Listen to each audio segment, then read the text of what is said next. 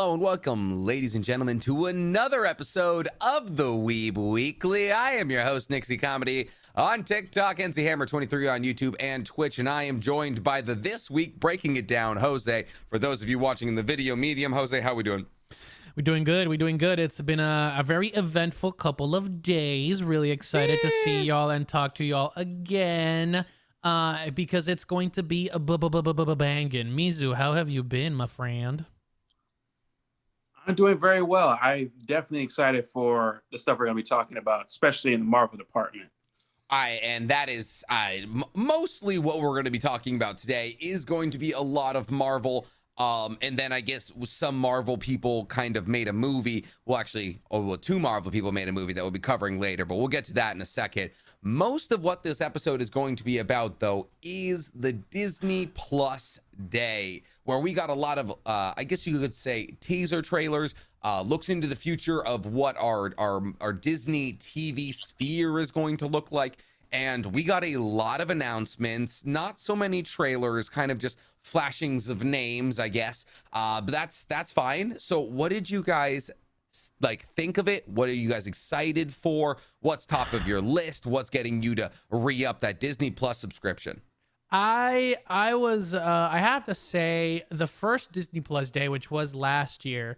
I was going to say, is this the first one or the second one? This is the second one. This is the second one. So the first one was last year, and last year they had like a lot of stuff because they had the Star Wars trailer. Was it? No, it's 2020. Yeah, 2020 was the. When was the last Star Wars made? I know something happened. We didn't get a Star Wars in quarantine.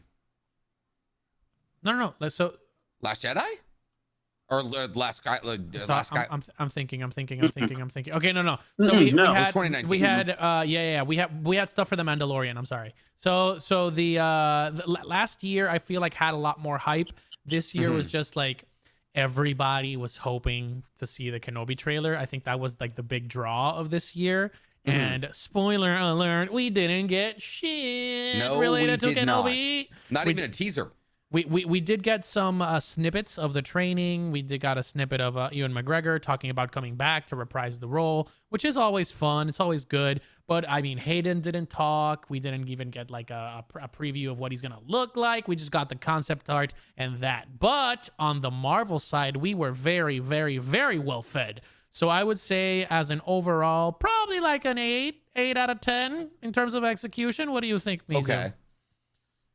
I definitely agree that this was kind of underwhelming in a sense of presentation. Especially even in Marvel. I'm not gonna lie, I think the thing that annoyed me the most is that they did like a whole big compilation video of all what is to come instead of doing actual individual. They did some individual trailers for certain things like Miss Marvel and Moon Knight and stuff like that, but everything else was like collaged together, and it's just like, what's going on here? PowerPoint. Basically. Yeah, I was just like, what's going on here? Why is it all smashed together? Why can't we just savor each one that you're putting up for us? Kind of like how they did last year when at least we had Kevin himself standing there telling us what's about to be going down, and even then that was so entertaining how he brought it up and put some jazz to it compared to here. Well, you know what I find interesting is the fact that just a couple of weeks ago, we got DC Fandom, right? And the level of execution between a historically kind of failing franchise like DC comparatively to Disney Plus Day, it was very different. And obviously the scope of DC Fandom is different from Disney Plus Day. Obviously we're talking about the entirety of the DC universe with DC Fandom, and Disney Plus Day is mostly talking about TV shows. But at the same time, we got full-length trailers for almost everything in DC Fandom, and meanwhile we got teasers and we got kind of hey, this is gonna happen, like flashes.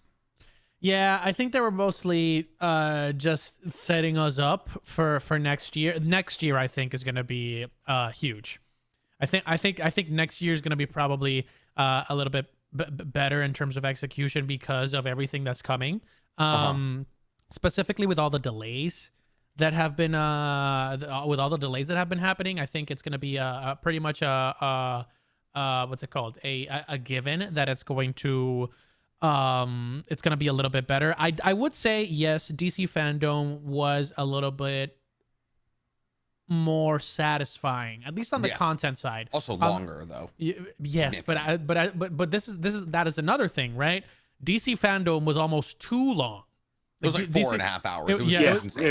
It was a lot. Like, and it was staggered together. They saved obviously the best for last. It was It was a lot of cool, and then a lot of like fluff and some other projects that I was like, okay, this is cool. This sounds fun. I'm excited for this. And I'm like, okay, can we like keep it going? So I like the fact that we got almost all of the big reveals kind of staggered around the same like 2-hour time block, at least through Twitter. That's how I got all of my news from Disney Plus Day. Was on Twitter. But I would say, I think the teaser trailers made up for it, because I'm super excited for the 3 big projects. Do we want to get started talking about those? Absolutely. So where do you want to start, good sir? I would say start with the best, which I think, take. Subjective, okay. She-Hulk. The She-Hulk trailer was the best? The She-Hulk trailer had me hyped the F up. Why? So, there really wasn't a lot going on there. They followed the exact same vibes from the original 70s Incredible Hulk show. They even have a moment where she's with Mark Ruffalo, literally saying, "You won't like me when I'm angry," and with the same, like they're wearing like 70s clothes and the vignette from the 70s is literally right there, and I'm like, bro, this is exactly the vibes that I got from the original 70s TV show. And I'm like, bro, if they bring in the theme song from the 70s show, I will literally collapse while watching it. I also thought that introducing a little bit of the design without showing her like full hulking out was really interesting. And I love the dynamic of Professor Hulk teaching her how to Hulk, I guess. So my thing is, I guess, essentially, is she like, when she's hulked out, is she gonna be big? Because what we see just kind of looks like a green woman. Does she just get green, or does she like? She's really toned. She's really toned. Like she's like so. Well, at least in some, I'm looking through some of the other comics, from the comics that I read, and some of the other pictures from just things that I've scene. She gets a little bit bigger, but she's mostly known by how well like her muscles are defined and toned. Oh, so are they gonna do that in practical effects, or is she just gonna get like shredded? I think it might be a mix of both. I think a mixture of both, probably. Yeah. God damn, I would not want that role. Like, hey, you just have to be unrealistically like absolutely cut. Dude, and like the thing is, her thing, right? The thing that like distinguishes She-Hulk like design wise are like her arms and her abs. Like she's got like the super defined abs, and dude, her triceps are literally like iconic. Every single pose where like she's in like she's the top billing at the cover of the actual issue. She's literally just like flexing that tricep out, and you're like, just hitting look at that forearm extension. Yeah, dude, it's great. I absolutely like that take. That's kind of cool. So why? So basically, it's just based off the vibe that you're getting, that it's going to be true to the 70s adaptation is why it's top of your list. I feel like it's more of a like the vibes that the show is giving me just by what I saw. It's more like those those like high school movies or those movies that are like, hi, this is me before, like, and you're probably wondering how I got there. Like that's the vibe I got from the first like 10 seconds of the trailer. It's just like she was joking at the beginning, and then she's like, well, truthfully is I don't like my life is a little bit different, and then she turns out to be the Hulk, and I'm like, okay, Jennifer Walters is going to be funny, and she's also going to be extremely like team oriented, I guess. I mean, she's a lawyer, so makes sense. So this is not a character that I'm familiar with at all. How does she become She-Hulk? What is like, is she a tropey character? Is it going to be more about her being a lawyer? Is she like the Avengers lawyer? Like, what goes on here? Mizu, I think you can go deeper into that, but she's basically Bruce Banner's cousin. She's related to Bruce. And I guess she gets into an accident. I don't know if it's a car accident, but she gets into an accident, and she needs a blood transfusion, and it happened to be Bruce, and so he ended up passing his gamma radiated blood, and which gives her the ability to become a Hulk of her own. The difference is that, well, it all depends on, I don't know if they changed it or not. I have to find out what they're gonna do with the show. In the original version, she's able to switch back, like she can go back and forth with it. There's another version where she's permanently green like that, and she's tall. Granted, she still has the intelligence she has, but she is stuck like that. But even then, she liked it. That's the one big thing that's different between her and Bruce, is that she loves being She-Hulk. She loves being the big green person that she is, compared to Bruce, who wants to, hide it away and try to stop it. And basically, like, kind of like not Daredevil, kind of like Deadpool, she's out there in the open. She often breaks the fourth wall herself. She's a lawyer. She wants to be an actress. She wants to do all these things with her newfound powers, and it's funny. Doesn't mean she's not a threat, though. She's definitely an OP ass character, but she's more fun and quirky compared to Bruce. And she's also a lot smarter with her powers as well. So basically, like she's not just raging out of control. She embraces being She-Hulk, which is really cool, because she basically, like, she's still Jennifer, just like it's like Jennifer 2.0, and also she's very big into martial arts. Like, she knows kickboxing, boxing. She did weightlifting at one point. Like, I would assume as a Hulk, you would get into that. But if you think about it, like, the Hulk is essentially this, like, being, which, I mean, later on, like, through the comics, we know that that's, like, influenced by the one below all. But, like, basically, he's just the embodiment of just, like, rage and madness, while She-Hulk is just like, oh, bet I'm basically like the world's strongest woman now. Let's go to work. And she's kind of she's different. It's different. It's a different vibe, which is cool, because I think that's going to be the main thing that separates her relationship with Bruce. Because Professor Hulk, I think they're gonna. I think they should explain a little bit of how, like, it got from Infinity War to Endgame, where Professor Hulk is just a thing now, because that's when they both embrace. But, like, Jennifer is always like that. Like, Jennifer is always like she's A1. always green. No, she's always comfortable being She-Hulk versus she's in control of it versus Bruce, where it's just like it's a curse. Exactly, because you got more sedated version, like, because it was just a blood transfusion, or it was via blood transfusion. So but is she more in control of it because she has, like, a lesser version of it than Bruce does? No, here's the thing. So. I wouldn't say so much lesser. I mean, I would say lesser, but not a significant less. Like, she has gone, she has scrapped with her cousin multiple times and came out unscathed and stuff. But what Jose was going to say is pretty much, Bruce sees it as a curse, while she sees it as an improvement on herself. Oh, that's kind of sick. So she's the original girl boss, is what you're telling me. Yeah, pretty much. And the part speaking of what's in stuff I want to see who would be what would be not just villain, but like the villain, or what would be the main conflict for the She-Hulk show? Do you think they're going to lean more into the lawyer side or more into, like, the Hulk side? I would lean a little bit more into the lawyer side, because the whole thing kind of has CW painted on it to me for some reason. Like, right? Like, the whole thing seems like a spoiled. CW. Like, it seems like a CW show. Like, it seems like it should be, like, right in there with Arrow. It makes sense. The thing is that, like, I feel like they're probably going to embrace that whole spiel of, like, oh my god, this is like an improvement of yourself instead of just like a detriment to yourself, which is cool, because this way she can use it as an asset and probably be more outspoken, vocal, maybe show off in public, like her transformation and stuff, and be like, look at how strong I am, versus Hulk, which is like, you don't like me where I'm angry, and literally just, like, killing everything that comes into sight with. Smash.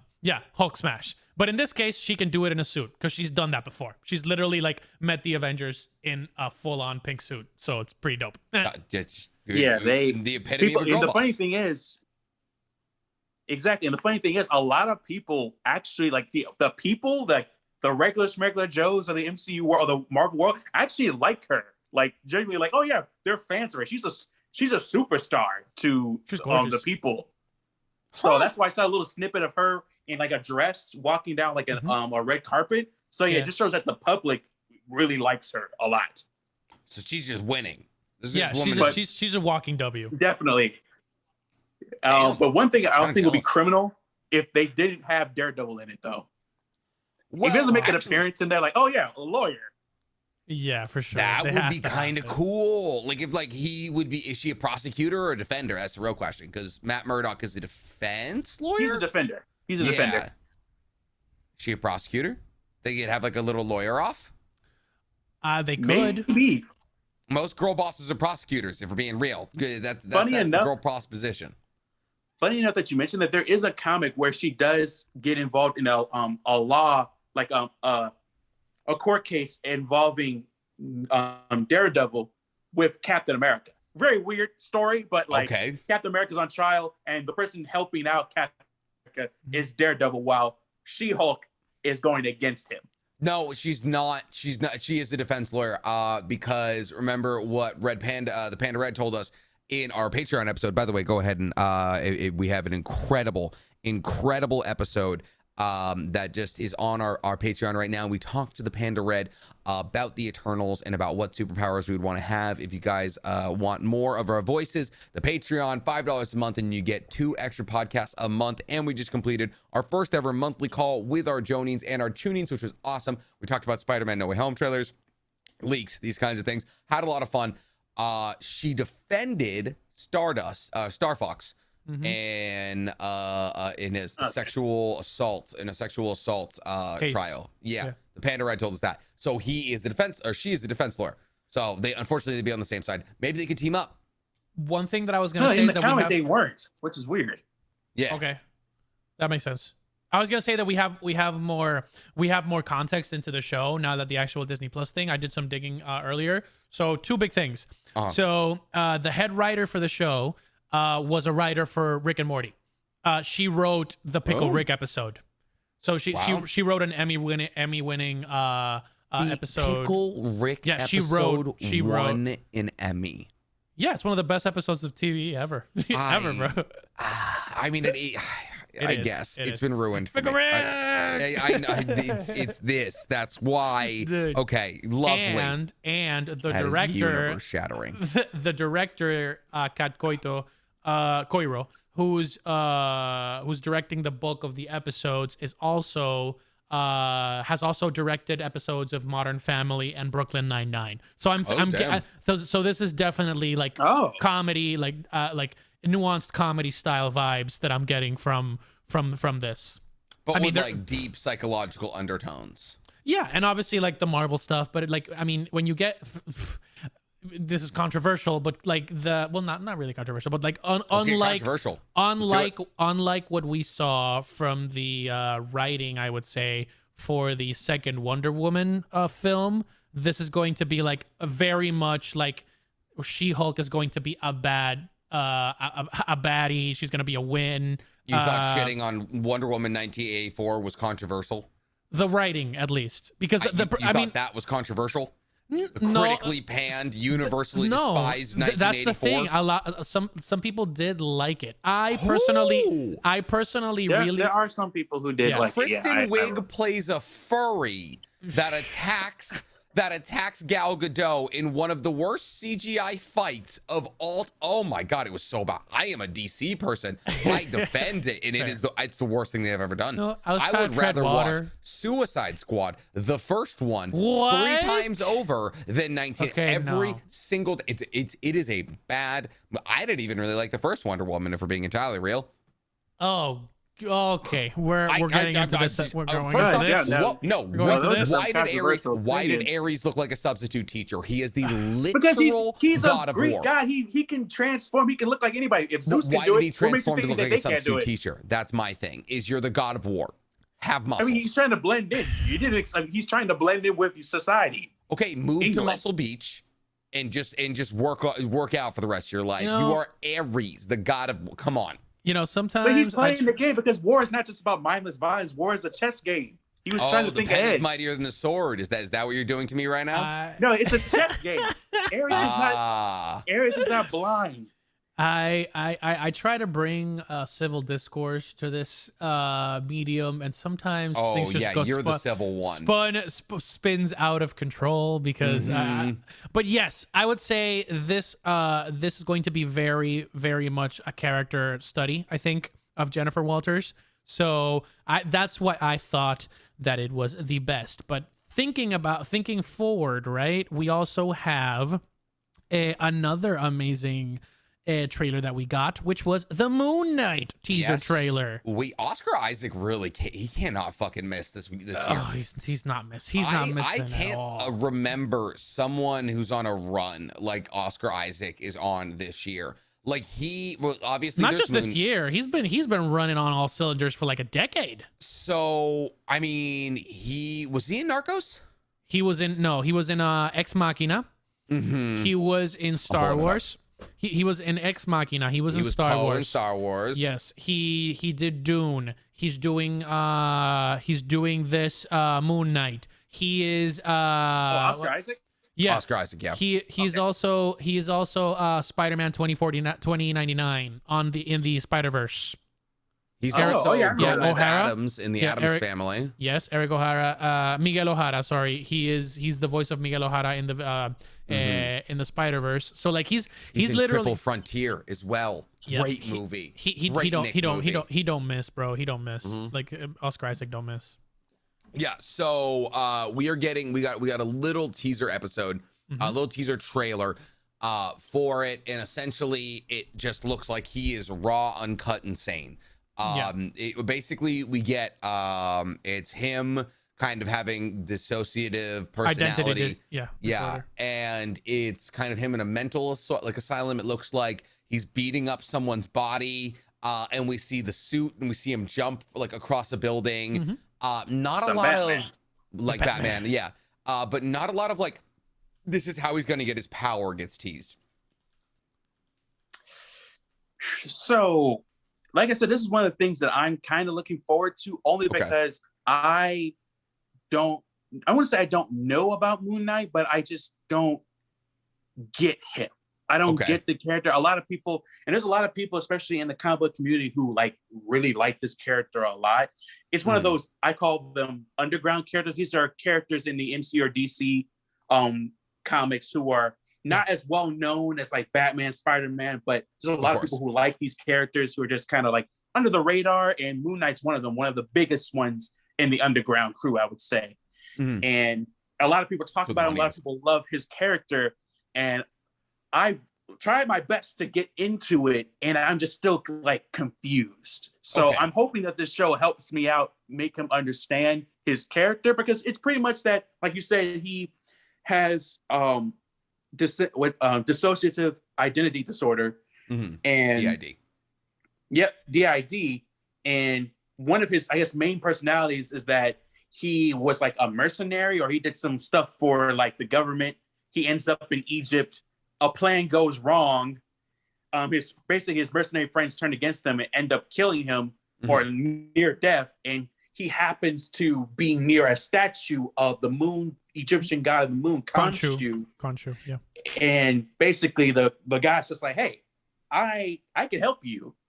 I just need you to be my new, avatar or new herald for what I need to do on Earth. And I guess he was like, okay, I'm down to do that. And then that's pretty much the whole gist. So even, I'm not gonna lie to you, just like you, Nick, I'm also confused on what his powers are. Yeah. Because most of the time, it seems like he doesn't have powers at all. He's just like an insane man who has been inhabited by an Egyptian god. Like, he's powerful, I guess. Like, I also know little to nothing about him. When he becomes the fist of Khonshu, and granted, I've only read like a couple of his comics, but I have seen like a lot of videos trying to like explain him, because I was like, okay, this is kind of like a B tier villain, tier anti-hero that they're trying to make like a big star, I guess. So essentially, the moon god gives him super strength. He can he can create illusions and manipulate people with his voice. Like he can use the voice of Khonshu to try to to hypnotize people. And he's also got a lot of gadget heavy. So like he's got like glider. He's Batman. He's Batman if he had actual powers. So, but the thing Batman is, without the money. the thing with him though is that his power is he's kind of like a water bender, I guess, where like his power is intensified by the phases of the moon. So as soon as the closest it gets, it's the closest it gets to a full moon, the stronger he gets. And like and that's I think how he was revealed in the 70s. Like he was fighting like Werewolf by Night. So like when the full moon happens, he's at his like peak. He's full on. He's like running people's face. He's John Wick. He's John For all Wick. my anime fans out there, he's basically opposite Escanor from Seven Deadly Sins. I guess, yeah. Except I guess Escanor gets peak power once a day, and he gets peak power once a month. Pretty much, which is I think it's the part that is kind of interesting. But the one thing I would love to see that somebody brought up that was a good point on YouTube is that it would be cool that this first season, especially if it does well, this first season should be him debating whether or not him being Moon Knight is real. Like, is this just a personality that he made up? Or is this actually a real thing that happened to him and he is becoming a hero? Because that's actually based off one of the comics where he had a whole conniption and was wondering, was this a real thing that happened to him or was this made up? Did he make up another personality and he's trying to fight it to see if it's real or not? He goes through this whole phase and psychotic moment where he's trying to figure out if this personality is real. So I'm hoping that this first season would be him trying to figure that out. Maybe it's like he started off with him doing his regular thing and they're hearing news about this Moon Knight character or something like that. And then we're like, oh, and he's fighting like, am I the Moon Knight person? And because they get glimpses of it, because you saw a little teaser trailer where you saw Oscar Isaac look dazed and he looks like he's confused and he saw all the people on the ground. Like we're assuming that his Moon Knight character beat up. And, so it's kind of like a, oh, God. No, I was gonna say, and we see him like on the bus, like literally, and I think they might have edited some of the blood out too. Like he's literally on the bus, like literally, like with a visible like migraine. He's literally like I feel like that's gonna be like a lot of popping in and out, like the identity disorder is gonna be a really interesting dynamic because he also has multiple accents. Like in the trailer itself, he talks in like He talks in 3 different or 4 different accents, like throughout the like a 30-second clip. See, so you want them to Fight Club it. You want them to Fight Club it, essentially. Yes. Yeah. That's exactly what he brought up. He said it was pretty much going to be Marvel's Fight Club, pretty much. It's just like there's like subtle hints that like maybe like it's that person who's doing it all, and then it all kind of comes together in the end. Definitely Fight Club and Split as well. I think. Oh yeah, go.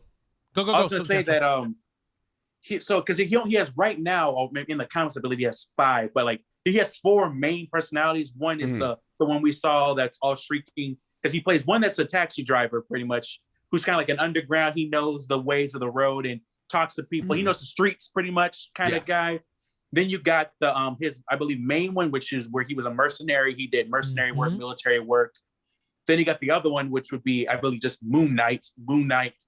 In his whole persona. And then the 4th one, I can't remember. What'd you say? When does he sleep? Well, when he's sleeping, another personality shows up possibly. I guess, yeah. Which is really wild.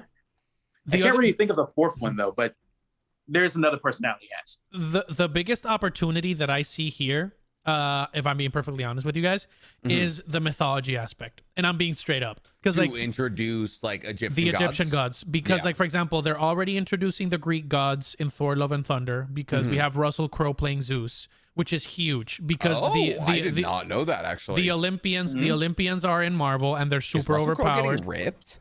Russell Crowe is playing Zeus, and I'm super excited because Zeus is the real deal. Like if you thought Odin was like just the wise, powerful one, Zeus is like, I mean, he's the leader of the Sky Fathers in Marvel, which I made a video about this because like I was like, okay, if they're bringing in the mythology aspect, this is gonna be dope because the Sky Fathers is basically like a council of gods of like all the big mythologies that literally like come together when there's a big enough threat to see, okay, is this like universe shattering? Should we intervene? And like, I mean, just for context of the people that are watching that are like huge like into either the God of War universe and like mythology in general. I mean, Zeus has literally one-shotted the Hulk. Like he's literally like slapped him into the ground and be like, you monster. And just like, and I mean like it's legit. It's legit. So if they bring in the Egyptian gods, I think it'll be a great opportunity to flesh out that universe. Have the Egyptian gods ever really been featured in the MC, like in Marvel in general? Yeah. Oh, they have. Okay. Because if you go back at it, the Panther god is the Egyptian god Bast. Mm-hmm. Oh, okay. So you could say that they've been introduced in a way, and I think even that is kind of cool too, because how the Black Panther came to be is that Bast took the heart of Ra, and there was a whole big war between the Egyptian gods, and Anubis technically killed Ra, but Bast snuck in and took his heart and planted it in the heart of Wakanda, which will be Wakanda in the future. So you can technically say the Panther god in the MCU, Bast, is an Egyptian god. So we got one Egyptian god confirmed, and now we have a second one, which will be Khonshu. They also have, there's also two of the big ones that also show up is Horus and Osiris. In the comics, they've had meetings like where they literally just like come face to face with Thor and Odin, for example. Like so every I forget the name of like what a conglomerate of what a mythology is, but for example, like Olympians are the ones in Greece. The Heliopians, I think, is the one for the Egyptian gods. They all interact. It's kind of like the God of War app approach, which you guys have seen from the video game. It's like they have their own separate territory based on like the people that had their faith. And they have their own pocket dimensions where they literally live in like Olympus or at I forgot the afterlife of the Egypt. But the cool thing is that they're intertwining a lot of comic accurate stuff, which is really cool, really interesting, because I think the first three phases were really focused on adding just enough from the comics and deviating where they could in terms of the storyline itself. In terms of like making new storylines, or in terms of like adding to those set storylines? Adding or changing, because for example, in Civil War, Peter Parker gets shafted. He literally like joins Iron Man, takes off his mask, and literally be like, "Hey, I'm freaking Spider-Man," and people like hate him for it. Like that's like it's his because life. He joined Iron Man. No, the thing is like his life is through like all everybody like everybody starts trying to. By everybody, I mean the villains try to attack Mary Jane, Aunt May, whatever. So like, Marvel has done just enough to change things to fit their overall story arc narrative, but I think it's pretty cool that they're bringing in stuff directly from the comics and maybe making smaller tweaks along the way. That's what I'm saying. No, I think it definitely, like, obviously all of these shows give us opportunities in order to flesh out new characters and things like that. And I think that's what's going to be, because we've seen now that these shows can have canon repercussions on the movies, like Loki splitting like the multiverse and all that. Do you guys think that like either from She-Hulk or from this right here, from Moon Knight, that we're going to be seeing any repercussions in the movies? Do you even think we're going to see them maybe possibly making it into movies? So Kevin even said, because someone actually asked him that question recently, that should we be, basically they were asking, should we be watching the shows to understand with the movies? And he basically said that it's pretty much going to be integral that you watch these shows. Wow, okay. To understand what's going to be going on in the movies. He still said that they're going to still give you a little summary of a character you did not see from the show, but like if you haven't watched the show, he still encourages you to watch it, because you might get that summary, but you really won't know who that character is or what is going on. Okay. So, I like that a lot, actually. I mean, because here's the thing. I don't know. Like, I feel like maybe I'm biased because we run a show talking about like pop culture and all of that. So we're always watching anything we can. But like, I feel like if you want to be involved with the MCU, like you probably should be watching the TV shows. Like they're first off, they're great. Second off, like they're canon to the universe. Like, so I don't necessarily, do you guys mind that move? Oh no, it's not gonna, honestly, it's not going to kill you if you watch these. I think the worst thing you will face is maybe time. That's it. But like, I see no point not to watch them. Yeah. I personally like it because this also brings the opportunity to bring like standalone shows that can like stand with like have their own weight and still be just contained to that storyline. What a great segue, baby. This guy. That's why I pay him the big bucks. Because I'm talking about the biggest reveal in my opinion from the entire. You said She-Hulk was the biggest one. No, but you said live action. First was She-Hulk. Those are live action. That's live action. Of course. Let the man get to his segue. Let me get to my segue, bro. He said he had a great one, and I destroyed it, everyone. If we're talking about single stories that are going to get showcased through Disney Plus, the most important one that we have gotten thus far is none other than X-Men 97. The X-Men is officially in Marvel. Again, we are back in business. If you don't know what it is, I will let both of my co-hosts talk about their reactions. But essentially, in the beautiful time or tumultuous time from 1992 to 1997, a Fox show blew up the TV waves, and it was the animated series for the X-Men. It was colorful. It was irreverent. It was fun. It had all the comic book effects. You just want to talk about the theme song. The theme song is probably one of the best theme songs for a TV show, straight up. And also, the original voice cast is coming back. Are they actually? Yes. And it is an official continuation. 24 years later? It is an official continuation of the 1997 finale. So, I am really excited. How do you guys feel about the X-Men officially coming back through a meme? Because they announced it with a meme. I didn't watch X-Men. The original one? Yeah. So I don't. I was one. I'm sorry. Was I supposed to backlog things that happened when I was 1 year old? I haven't seen it. Okay, well, I'm sorry. I was 1 too, but they literally did reruns all throughout the early 2000s. But there's reruns. On what? The entire thing is awesome. Well, I know it was on the show, obviously. On what channel is what I was asking. It was Fox. Fox I was watching comedy. I was watching the Nickelodeon. Cartoon Network already did Cartoon some Network stuff too. Yeah, I would say it was Fox first, and then it became what's it called? Disney XD. Yeah. Now, I didn't watch Disney. Disney was for the girls when I grew up. Where I came from, Disney was for the girls. Guys didn't watch Disney. Dudes watched Nickelodeon and Cartoon Networks. Disney was for the girls. You are telling me, bro? We're gonna have a whole ass episode on this. You're telling me you never watched Sweet Life on Deck, Sweet Life of Zack and Cody? Nope. That's so Raven. These were girls shows growing up. I'm sorry. When I was 8 or 9 years old, because Miley Cyrus was on there. Wizard of Waverly Place. Dude, those were all Hilary Duff. Those are all girl shows. McGuire? They were still good ass shows. Listen. Kim I know. Possible? Listen, I'm a fourth wave feminist. I'm aware that these were good shows. I'm aware that the separation of content line does not matter whether or not you're a girl or a guy. But I was 9, okay? And when you're told as a boy, listen, Disney is the girls' channel. All right. I was 25 was Nickelodeon, 60 was Cartoon Network. Those were the only 2 channels I needed. When I got older, I would flip to 61 because that was Comedy Central, but that was it.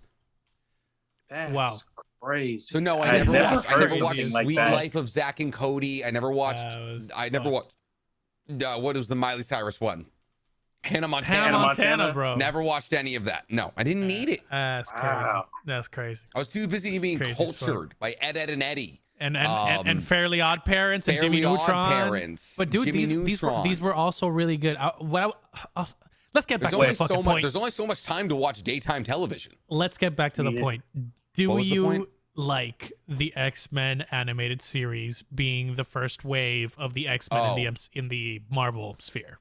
So it's canon, right? Is the animated universe canon to the MCU? And that's what I was gonna say. It's a separate thing. That's a good story. That's like a good show that's gonna be contained in its own universe. That's its what own thing.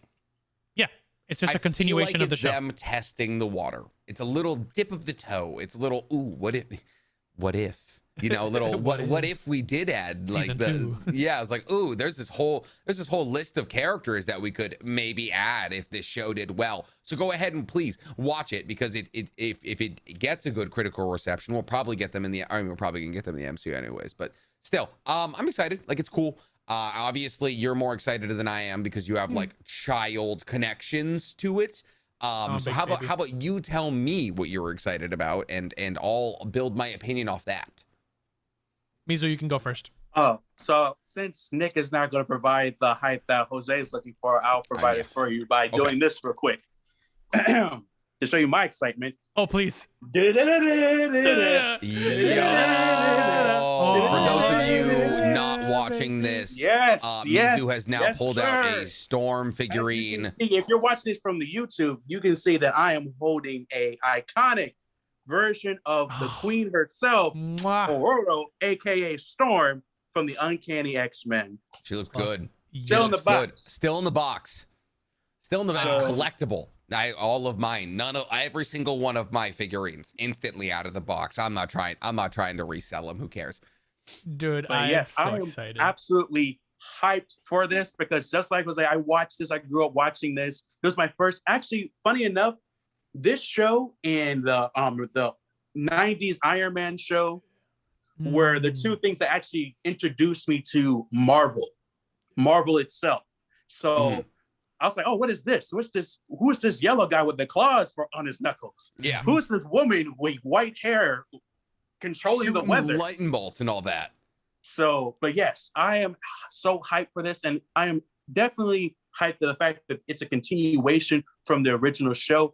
The one, I'll say, question I have is, is it going to be an update of the animation? Are they going to still do the same animation style from the 90s? No way. No. Or are they going to do something more up to date with it? Because they said it's a continuation. It's going to be, I'm not going to lie, it's going to be very weird jump from that animation style to whatever they're going to do currently. I mean, it's like watching the last episode of Naruto OG and then switching to Shippuden. I mean, there is a difference there post time skip. I don't know. I feel like I have maybe a hot take. I would like them to keep Your last hot take is that 1984 was a bad movie. So I don't know how hot this take is going to be. For example, this is from the 90s, right? And they're literally touting it like, I mean, it's named X-Men 97s. And from the pictures that we saw, the official pictures, the design wise, they're keeping the same design. So I'm thinking maybe the animation will be like a ton, like it's so much better as 2D animation. But like I would keep the style, the visual style of like the costumes and shit like that. I would keep it like, don't fix what ain't broke, bro. Like especially with something like this, where like this is probably the most the closest thing to like the comics that you can get out of Marvel. Yes. Like, for example, Wolverine is the biggest example. Like, outside, Hugh Jackman did a great job. This is the most comic accurate Wolverine. Like, if you think about it, Wolverine in the movies is kind of like resigned to his role as like this immortal being that just like is burdened with immortal life and just like tries to help a group of people. This is literally Logan is ready for the smoke 24/7 in this show, and he's an actual leader. Like he cares about the people that he's working with. He's wild, bro. It's wild. This is where the Wolverine holding the picture. That's the meme. That's where it comes from. That's why they announced it. That's how they announced the show. It? Yeah, they literally have Wolverine like touching the picture, and it's literally like X-Men 97. It's or like, you have a more iconic, an oldie but goodie is I'm the Juggernaut, bitch. I'm the Juggernaut, bitch. Like when you say Cyclops, I don't think like the X-Men movies from the from the early 2000s. I think this Cyclops. I think that's the thing I'm looking forward to, because definitely agree with Jose. This is a very more comic book accurate show. I think that's one of the reasons why a lot of people today still love it, is because it's one of the few things that stay loyal to the source material, even the parts where it gets a little out there. You know how comics get convoluted and jazz like that, but even then, it was still like eye-catching. The stories were complex. They definitely talked about things that were like, actual like deep pieces, not just about about mutants and, discrimination and things of that nature. But they had a lot of deep subject matter for all different different episodes and different X-Men. And I also love the fact that each X-Men got their time. We actually developed with each character and learn from them and see who they are as people, which I love that too. So can't wait to see what they do with this. Yeah, no, I mean, obviously I'm excited for both of you. Talking about excitement though, in terms of things that I'm probably most excited for, I would say is Miss Marvel. Yes. Nice. I would say that is probably what piqued my interest the most. Not because I love Miss Marvel as a character, but I kind of like the direction that they're taking it. I like that in this teaser trailer, they already showed like her and like in like her praying to Mecca, like all of these things, like really kind of hammering home like the whole like the Muslim vibe, like the Muslim representation of Miss Marvel. And I like that is getting hammered home, because currently there is no Muslim representation inside of the MCU. True. And so I think that's kind of important to flesh out, and it's a story that like probably hasn't been told in the major zeitgeist. Like Rafi is a very, very good show. If you guys haven't seen, highly recommend it. About like just being like an American Muslim and like what that's like. So seeing that through the scope of a superhero movie, I think is going to be really, really cool. Also, like, she's just a cool character. We got to play with her a little bit in the Avengers game. If I'm not, nope, wrong character, right? No, that's the right character. That's the same character. That is the right character.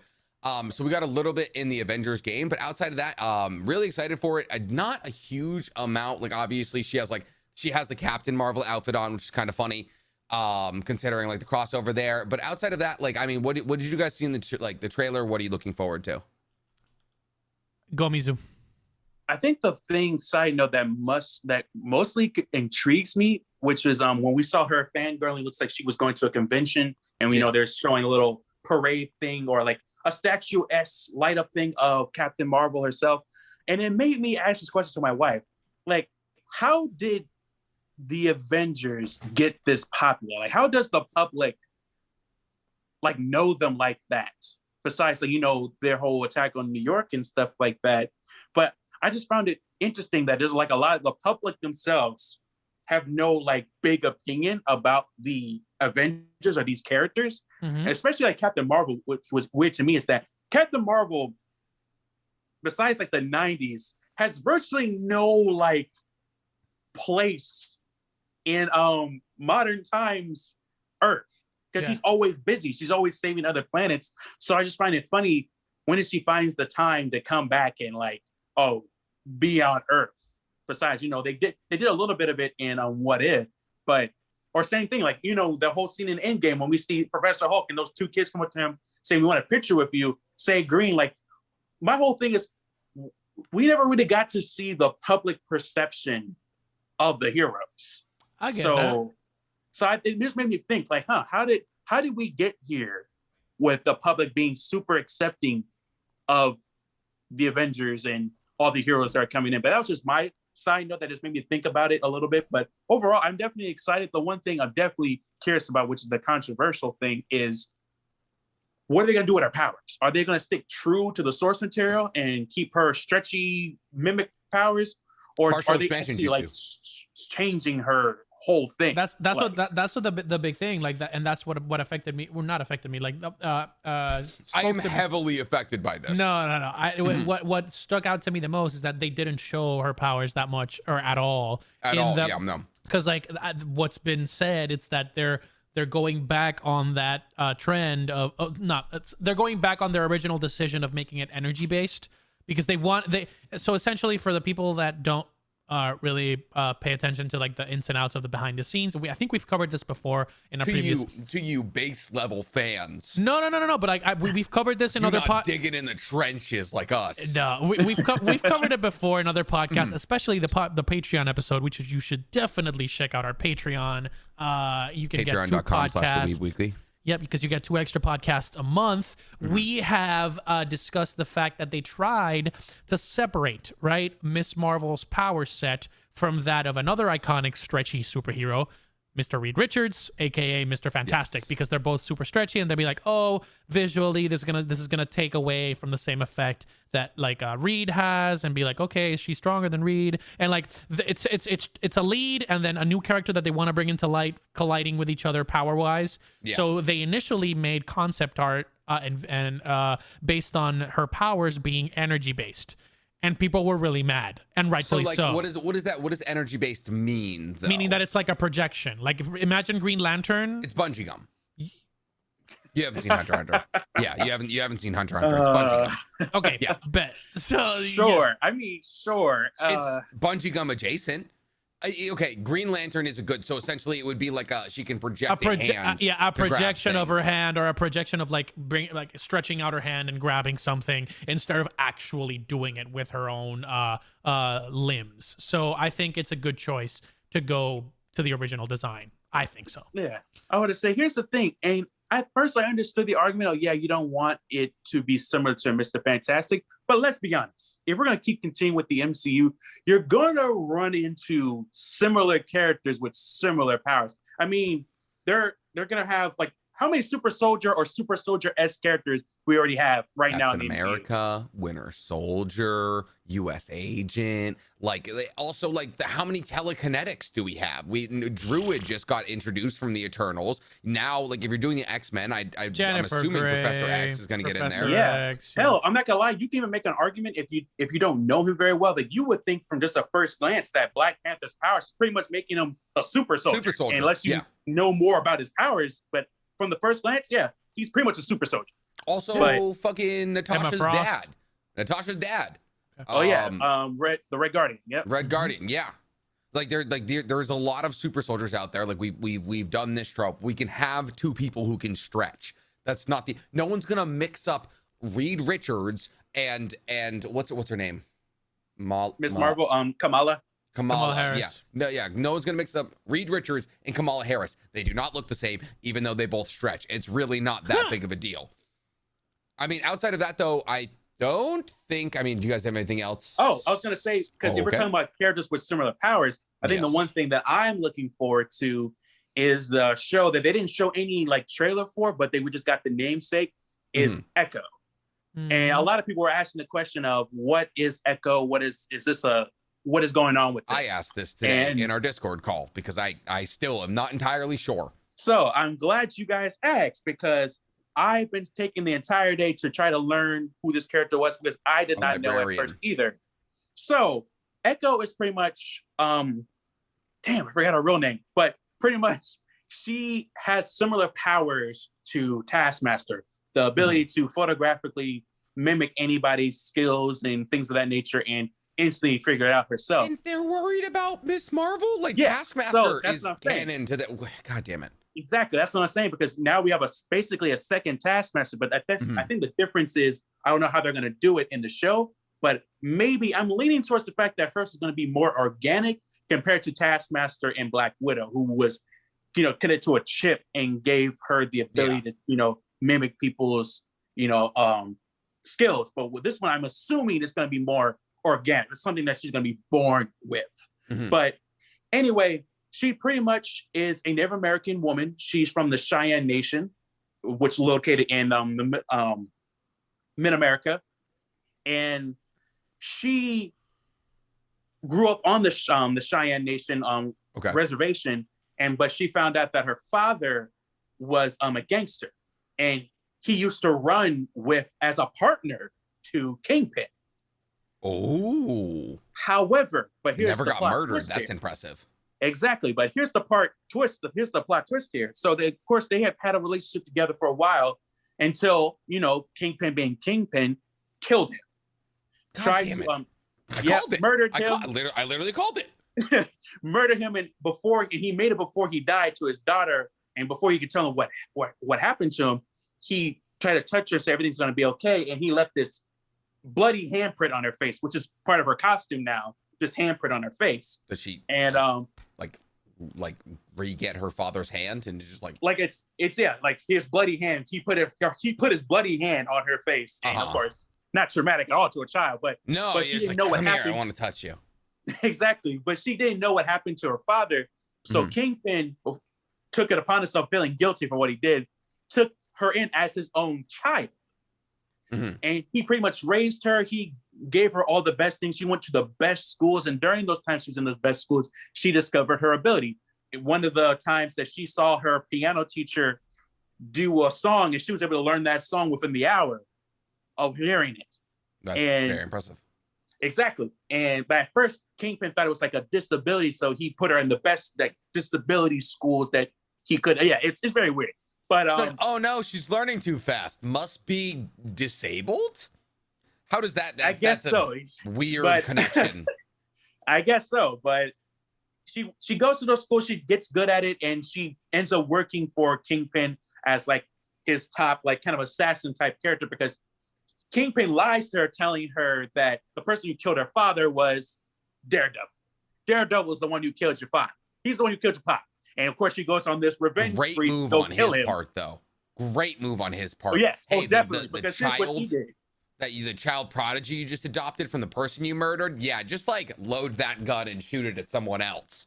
Exactly. So she, of course, goes on her revenge spree, but she's like, no, I'm going to do it smartly. I'm going to meet him. I'm going to find out. I'm going to meet this guy named Matt Murdock first, because she has her own secret identity thing. And they end up meeting each other, talking, and try to get to know each other. And then she ends up fighting Daredevil later down the line, and she was whooping his ass. Like this, I think it's one of the first characters to ever like really beat Daredevil, like near death. Pain. Yeah. So, and then she finds out that she's about to kill him, that she finds out that it was Matt, and she has conflicted feelings. And then Daredevil was trying to figure out what's going on, and then he finds out the truth that Kingpin did it. He tells her. She goes on a murderous spree, trying to kill the Kingpin, basically blinds him. There was a whole thing where Daredevil revenge tour. Exactly. And but after that, she gets lost and she doesn't know what she wants to do. And she goes back to her reservation, where she meets family members that she didn't get to talk to for a long period of time. And she goes through, a journey, a spiritual journey, on learning about her people again and stuff of that nature. And after that, she becomes a hero. She does stuff, teaming up with people. She becomes an Avenger. At one point, the Avengers called upon her to join, but she said no, because she didn't want to be a part of it. Imagine blocking And so that later call. she changed her mind, and she took up the mantle of Ronin, which is like Hawkeye in the MCU. Yeah. And she did her whole thing there. So that's pretty much the whole gist of her character. And I think it's a pretty cool thing that it definitely gives up a Daredevil-esque type of show. Okay. And one thing I definitely want them to do, since I was looking up, sounds more like the Punisher than anything, really, though. Oh yeah, Punisher as well. I mean, Yeah. as in like Daredevil, like dark Punisher type kind of show. Mm-hmm. But the one thing I definitely want to see with it is definitely her with the her culture, the Cheyenne Nation. I was looking up facts about that too, because I'm also a little bit of a history buff there. Is the Cheyenne Nation supposed to be like South African, like African? No, South it's American, Native Asian? American.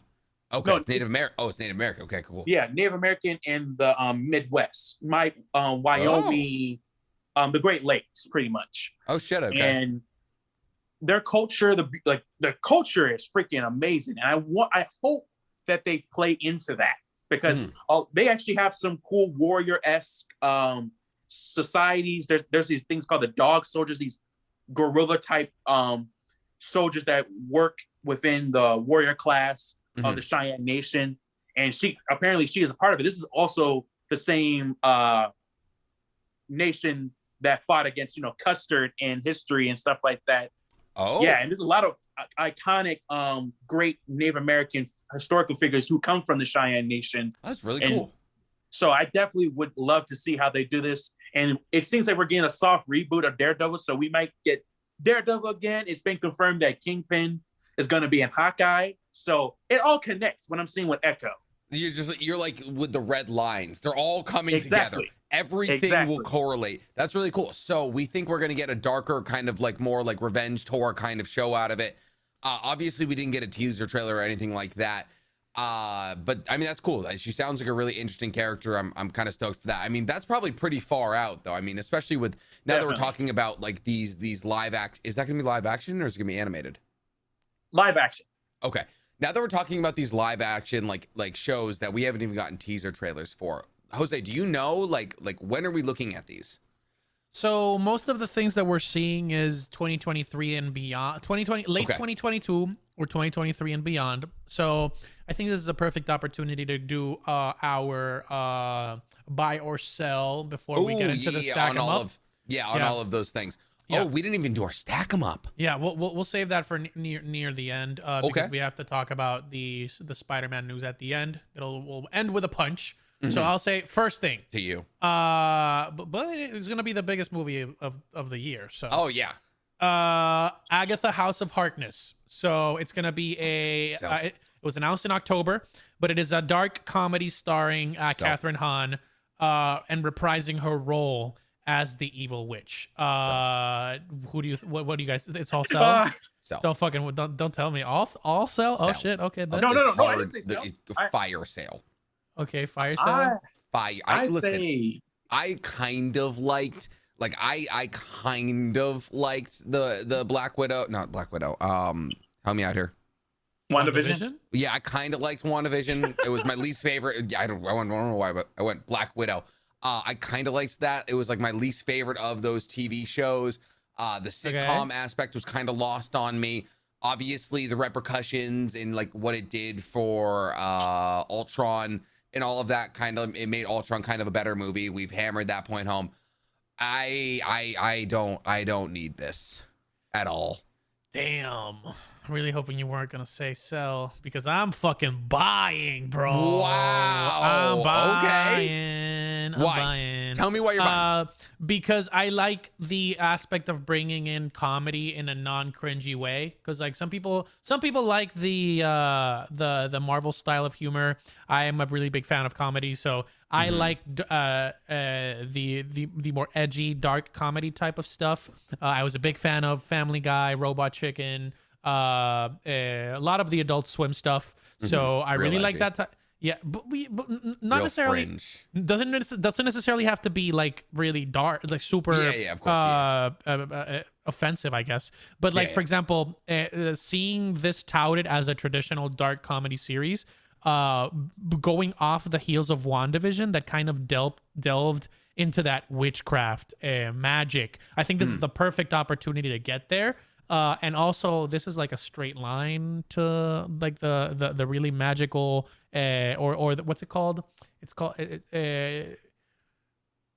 what's it called when they reference the occult? The occult. There we go. Yeah, the occult, because obviously Agatha has ties to Mephisto and other cosmic entities like that. And I mean, those are just straight lines, bro. Like if we go Agatha, Mephisto goes straight into the Ghost Rider. Like there's literal endless possibilities. So for me, it's a buy. What about you, Mizu? So it's more about the doors that it opens. Okay. For sure. Yeah, I feel that. I'm definitely going to say a soft buy because I definitely agree with Jose that the connections wise, it's going to be amazing because the character herself, even in the comics, she has been connected to so many characters throughout basically Marvel history, and seeing her get involved in like, especially the magical sphere would be dope. And of course, I love the actress who played Agatha in WandaVision, and I definitely would love to see what they're going to do with her. And it's definitely going to be a comedy. So, but the only thing I'm questioning a little bit is she going to be still, stuck in her, 50s-esque persona, or would she be still able to branch out as herself? But, of course, she can't really go anywhere because what happened at the end of WandaVision. But I just wondering what they're going to do with that. And hopefully, maybe, just maybe, we might get a reference to Mephisto possibly in there. Yep. Just bring him up in casual conversation. Like, oh, yeah, I've dealt a deal with the devil. Bam. There you go. That's all we needed. Continue on. Just that light little softball throw. That's literally all we want.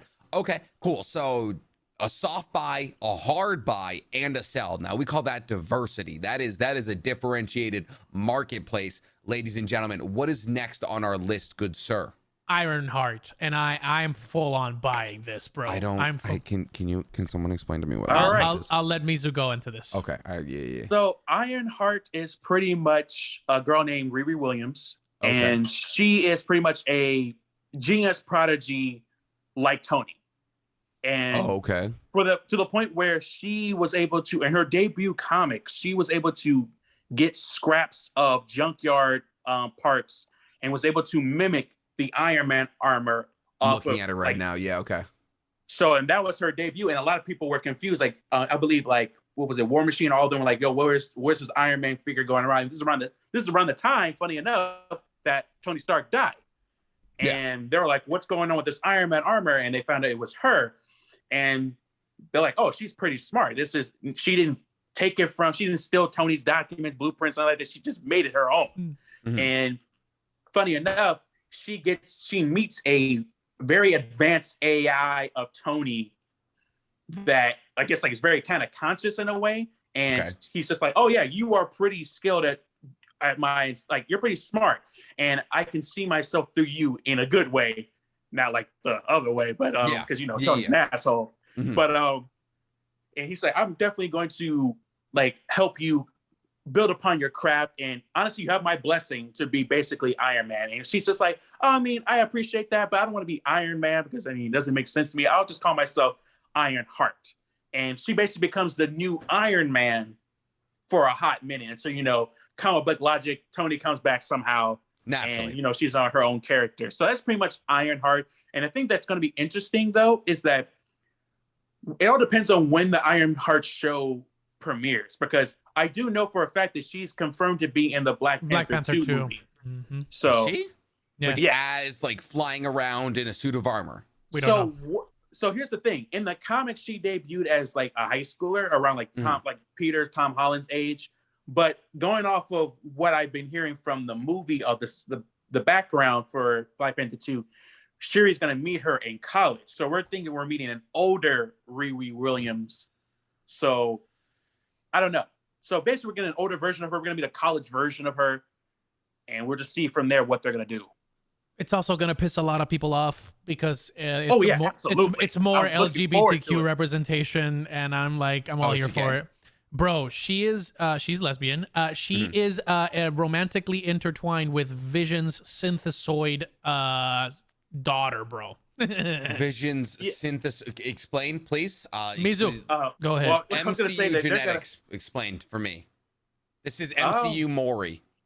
So, well, from the get-go, they already teased the fact that she was gay because one of her closest friends but she's gay in the comics as well, right? Yes, she is. Because one of her closest friends in the comics she was very close to. They were best friends at first, and then they became like closer. But unfortunately, in the comics, she gets killed to gang violence, unfortunately. But then, and then after that, for a hot minute, she doesn't have a relationship until she meets Viv. And who is human? So Viv is let's just say this. Vision and Wanda had a rocky relationship. And at some point, Wanda and them broke up, and Vision made his own family out of like robot parts, just like him, and used the brainwaves of Wanda to make his wife, and then I think 2 others to make his children, and Viv is one of them. So which is funny enough. The WandaVision, part of WandaVision's like plot is centered. Half of it is part of that comic book, because there's a whole comic book where Vision has like the whole family setting set in the 50s, where they get it from, but they scrapped out the whole robot part and all that. Okay, her powers are nasty too. She's awesome. I mean, she's the child of, I guess, kind of Wanda and Vision. That's gonna be a very powerful child. I mean, here's the thing though, like, how can you be upset? Like, how it's like, oh, stop changing our characters. Don't make my character gay. Don't make my character black. Things like that. Yeah, like she's literally just she's a black woman. She's a gay black woman. That's just 3. Those are 3 strikes for incels. That's fair. That's fair. But so what's their thing gonna be? Like now, like this character was written in order to like help the woke agenda, or like why are we introducing this? Like I can't tap into the mind of an incel here. I mean, she was created like in like 2017, 16. So like she's relatively new in the comics. So like, but at the same time, she packs a punch, right? She's got the intellect, she's got the technical know-how. And I mean, she's getting her own show, and I'm super excited for it. So I think that's a big buy for all of us. I think. Oh yeah, yeah. Yeah. Is this live action as well? Live action. Okay. Yep. Do we know who's playing her? Dominique Thorne is playing. I'm gonna have Riri to look Williams. up. Gonna look up who that is. Yep. While there's you one look thing- at her, oh yeah, go Mizuko. I think the one thing I'm most looking forward to, because one thing I would say that some people who weren't thinking it from a toxic fanboy perspective, one gripe they have about her is that they didn't give her enough character development, which is one of the funny things that Miles Morales had in the comics. He had a kind of a problem with that too, until of course Spider-Man to the Spider-Verse kind of reinvented Miles, and everybody and their mother loves him. So I'm hoping that both the Black Panther movie and this TV show also does a similar thing to what they did with Miles, and just add more character development to the character. Because I mean, it's there, but like there's not enough depth to them. So I mean, like also her comic hasn't been running that long. No, like it's been what, 4 years? Yeah, and I'm sure there was like a year or so lost in terms of like, hey, we can't put out comics right now. Like people aren't working. So like she hasn't had a whole lot of time. So I mean, this is a great opportunity to flesh her character out. Yep. Absolutely. That's dope. Okay, so yeah, 3 buys across the board. And next up, Secret Invasion, which is huge. So what? Once again, DC anime guy here. So Secret Invasion is it's kind of like tied in with Miss Marvel, right? And the Captain Marvel, yeah. Or Captain Marvel, I mean. And then Nick Cage, obviously, or not Nick Cage. Samuel Jackson. Samuel Jackson. I wish it was Nick Cage. Yeah. So he's caught up in it, and it's the Kree. What's going on? So the Skrulls have been the Skrulls have been are shaped. It's a shapeshifter race that has been like infiltrating Earth for decades, right? They've always been in Earth, and from what we've seen, it's going to be an exploration of all of that. But I think it's going to include flashbacks and present day stuff, because Samuel Jackson is confirmed, and we saw the first picture of him in the show with the whole the eye after it's the full eye make. He looks amazing. He looks amazing. Was he supposed to be young? Was he supposed to be, because like he doesn't have the eye patch on yet, right? But like we did see his eye get scratched out at the end of Captain Marvel. So here's the thing, and that's the funny thing you mentioned that, and that's the whole kind of theory start popping up, because Nick Fury looks pretty seasoned in that little snippet, and some people are speculating that he's been up there in space longer than we thought, and some people are even speculating that he's been the Skrull at the end of Spider-Man: Far From Home, who's been impersonating Nick, has been doing it longer than we thought he was doing. Yeah, and that Nick. There's some theories that I think right after, let's see, maybe. Well, it would have to be Ant-Man and the Wasp. Ant-Man and the Wasp, or some people even said Iron Man 2. Frankly, some people are going to go so far to say Iron Man 2 is where he kind of diverged off, and after that, it's just been a different Nick Fury. Some people say it was after Civil War, or there are others. Like, there's different arguments being made. Pretty much the whole gist of it is that Nick's been up there longer than we thought, pretty much. And we're trying to figure out how long, though, and how involved are the Skrulls and the Kree involved in this secret invasion. So I guess we talk about this a lot, like the whole like Nick Cage is in space. Did I just like Nick forget Fury. When he got Nick Cage once again, dude? I'm projecting. I want Nick Cage in the MCU. Ghost Rider is done. I want him in the MCU. He's a fantastic actor. Watch Pig. We're talking about when he gets sent to space. Am I forgetting when that happened? So they never actually said that he went to space. They kind of, like I said, they teased at the end of Far From Home that he was in space, but they never throughout the MCU showed that, oh, Nick Fury did this in the meantime. Gotcha. Okay, cool. Yeah. So we don't really know in which movie it's a Skrull versus in which movie it's actually Nick Fury. So it's kind of a game of cat and mouse. So I think I think it's gonna be a buy from me. Not as heavy. obviously. I think it's just a buy because of this. It makes the story fun. So like, is it going to be like espionage? Like, what's it gonna be? I think that's going to be the move. Just like how they've infiltrated Earth over the years and how they're planning to do so in the future. Did you ever watch The Americans? It's like the KGB, like how they like got into America. Like that was a cool show. I could see that. That would be interesting. I mean, honestly, some people are even speculating that because in the Captain Marvel movie, they played it off as the Skrulls being like refugees and they're like the victims of this Kree-Skrull war. But some people are speculating that they were, I mean, they still were, but now they have some ulterior motives going on now. Like, okay, now they're trying to play chess now. Yeah. In the meantime, and they might be influencing or messing with human affairs to get their, basically the one up on the Kree, maybe. But that's just a theory. The Kree are the space cops for the people that don't know. The Kree is just space cops. Yeah, I mean, they're kind of like Marvel's Green Lanterns. Not as cool. Not as cool. I would say the Nova Corps. Very true. The Nova Corps is like that, but Nova hopefully Corps. we get something with them in the future. But yes, sir. Yeah, that'll be next year's Disney Plus. next year's Disney Plus, definitely. Okay, and then I believe we only have one more, and that would be I Am Groot. We have a lot. We have a couple. We of actually lot, have a lot actually. Yeah, dude, we have a lot. We have to go like big 16. fast. Yeah, let's do I Am Groot first. So it's gonna be a series of shorts about Baby Groot's glory days growing up. So it's not gonna be it's pre Guardians or at the very beginning where they first meet him. He's like it's Baby Groot. I'm gonna sell.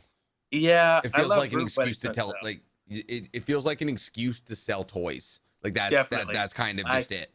Definitely. I definitely agree with Nick. I'm selling. I love Groot, but like it's a sell for me too.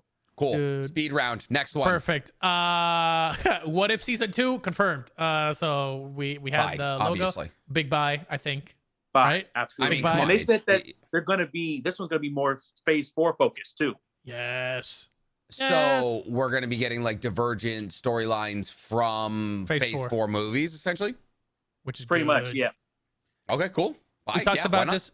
Okay, so we got a solid sell on this one. Spider-Man freshman year, which we talked about a little bit on the Discord call, which you can get for our Patreon for our patrons. This is gonna be a soft buy for me. I love Spider-Man. It's a soft buy. Wow, really? That is a complete and utter shock to me. That's a soft buy. Wow. Why? Yes. Because are you okay? Is there a gun to your head? No. The thing is, I understand how important. I understand. That was more than twice. I'm soft buying because Spider-Man is my favorite MCU Marvel character, but at the same time, I've seen this story over and over and over again portrayed in live action, and now it's being done in animated form. We already saw that in the Spider-Man show in the 90s. Like, I mean, bro. They also alluded to it into the Spider-Verse and in What If as well. Like she's been through enough, Uncle Ben, whatever. Like we've already seen Uncle Ben enough. I get that it's a pillar part of the Peter Parker that we know.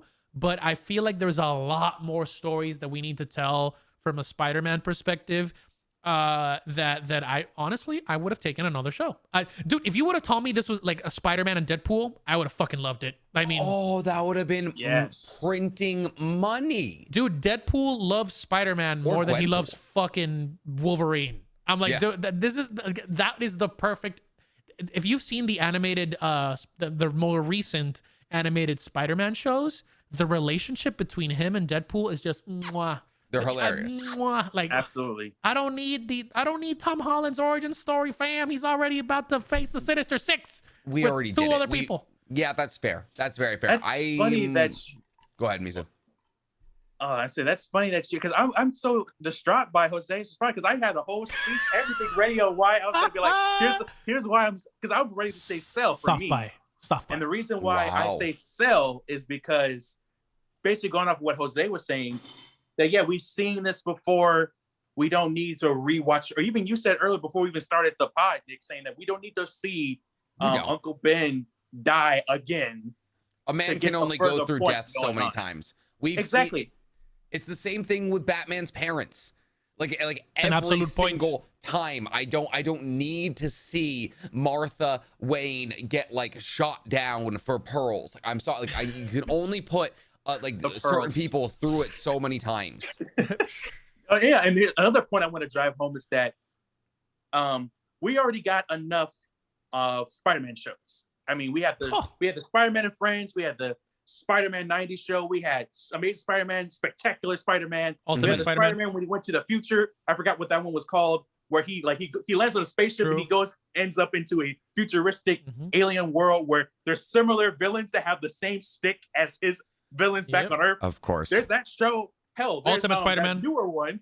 What's it called? The one that's it's an Avengers show, but it's a tie-in. There's like a spinoff where they talk about the multiverse, the Spider-Verse, and stuff like that. God damn. That's 6. We got 6 Spider-Man shows. Now you're adding 7. So it's don't get me wrong, Spider-Man sells like Batman sells, but like there's so much Marvel IP that y'all could do, and it doesn't need to necessarily be Spider-Man, especially in terms of TV shows. Sorry. Yeah, Jose.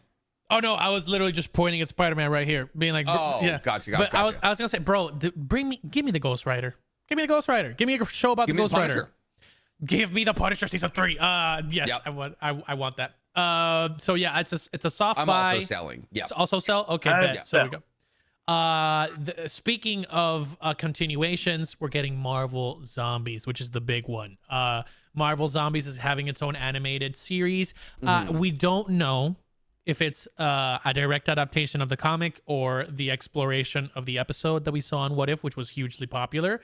I'm buying though. It's not the same logo as the comics, but I'm buying. Yeah, I'm saying I'm probably buying as well, especially if it is a continuation of the What If episode. Because I mean, Zombie Thanos with the gauntlet, like, what does he want? What is what are his plans? I need to know. Also the fact that like Cap isn't there, Iron Man's not there. Like, how are they going to defeat him? Absolute buy.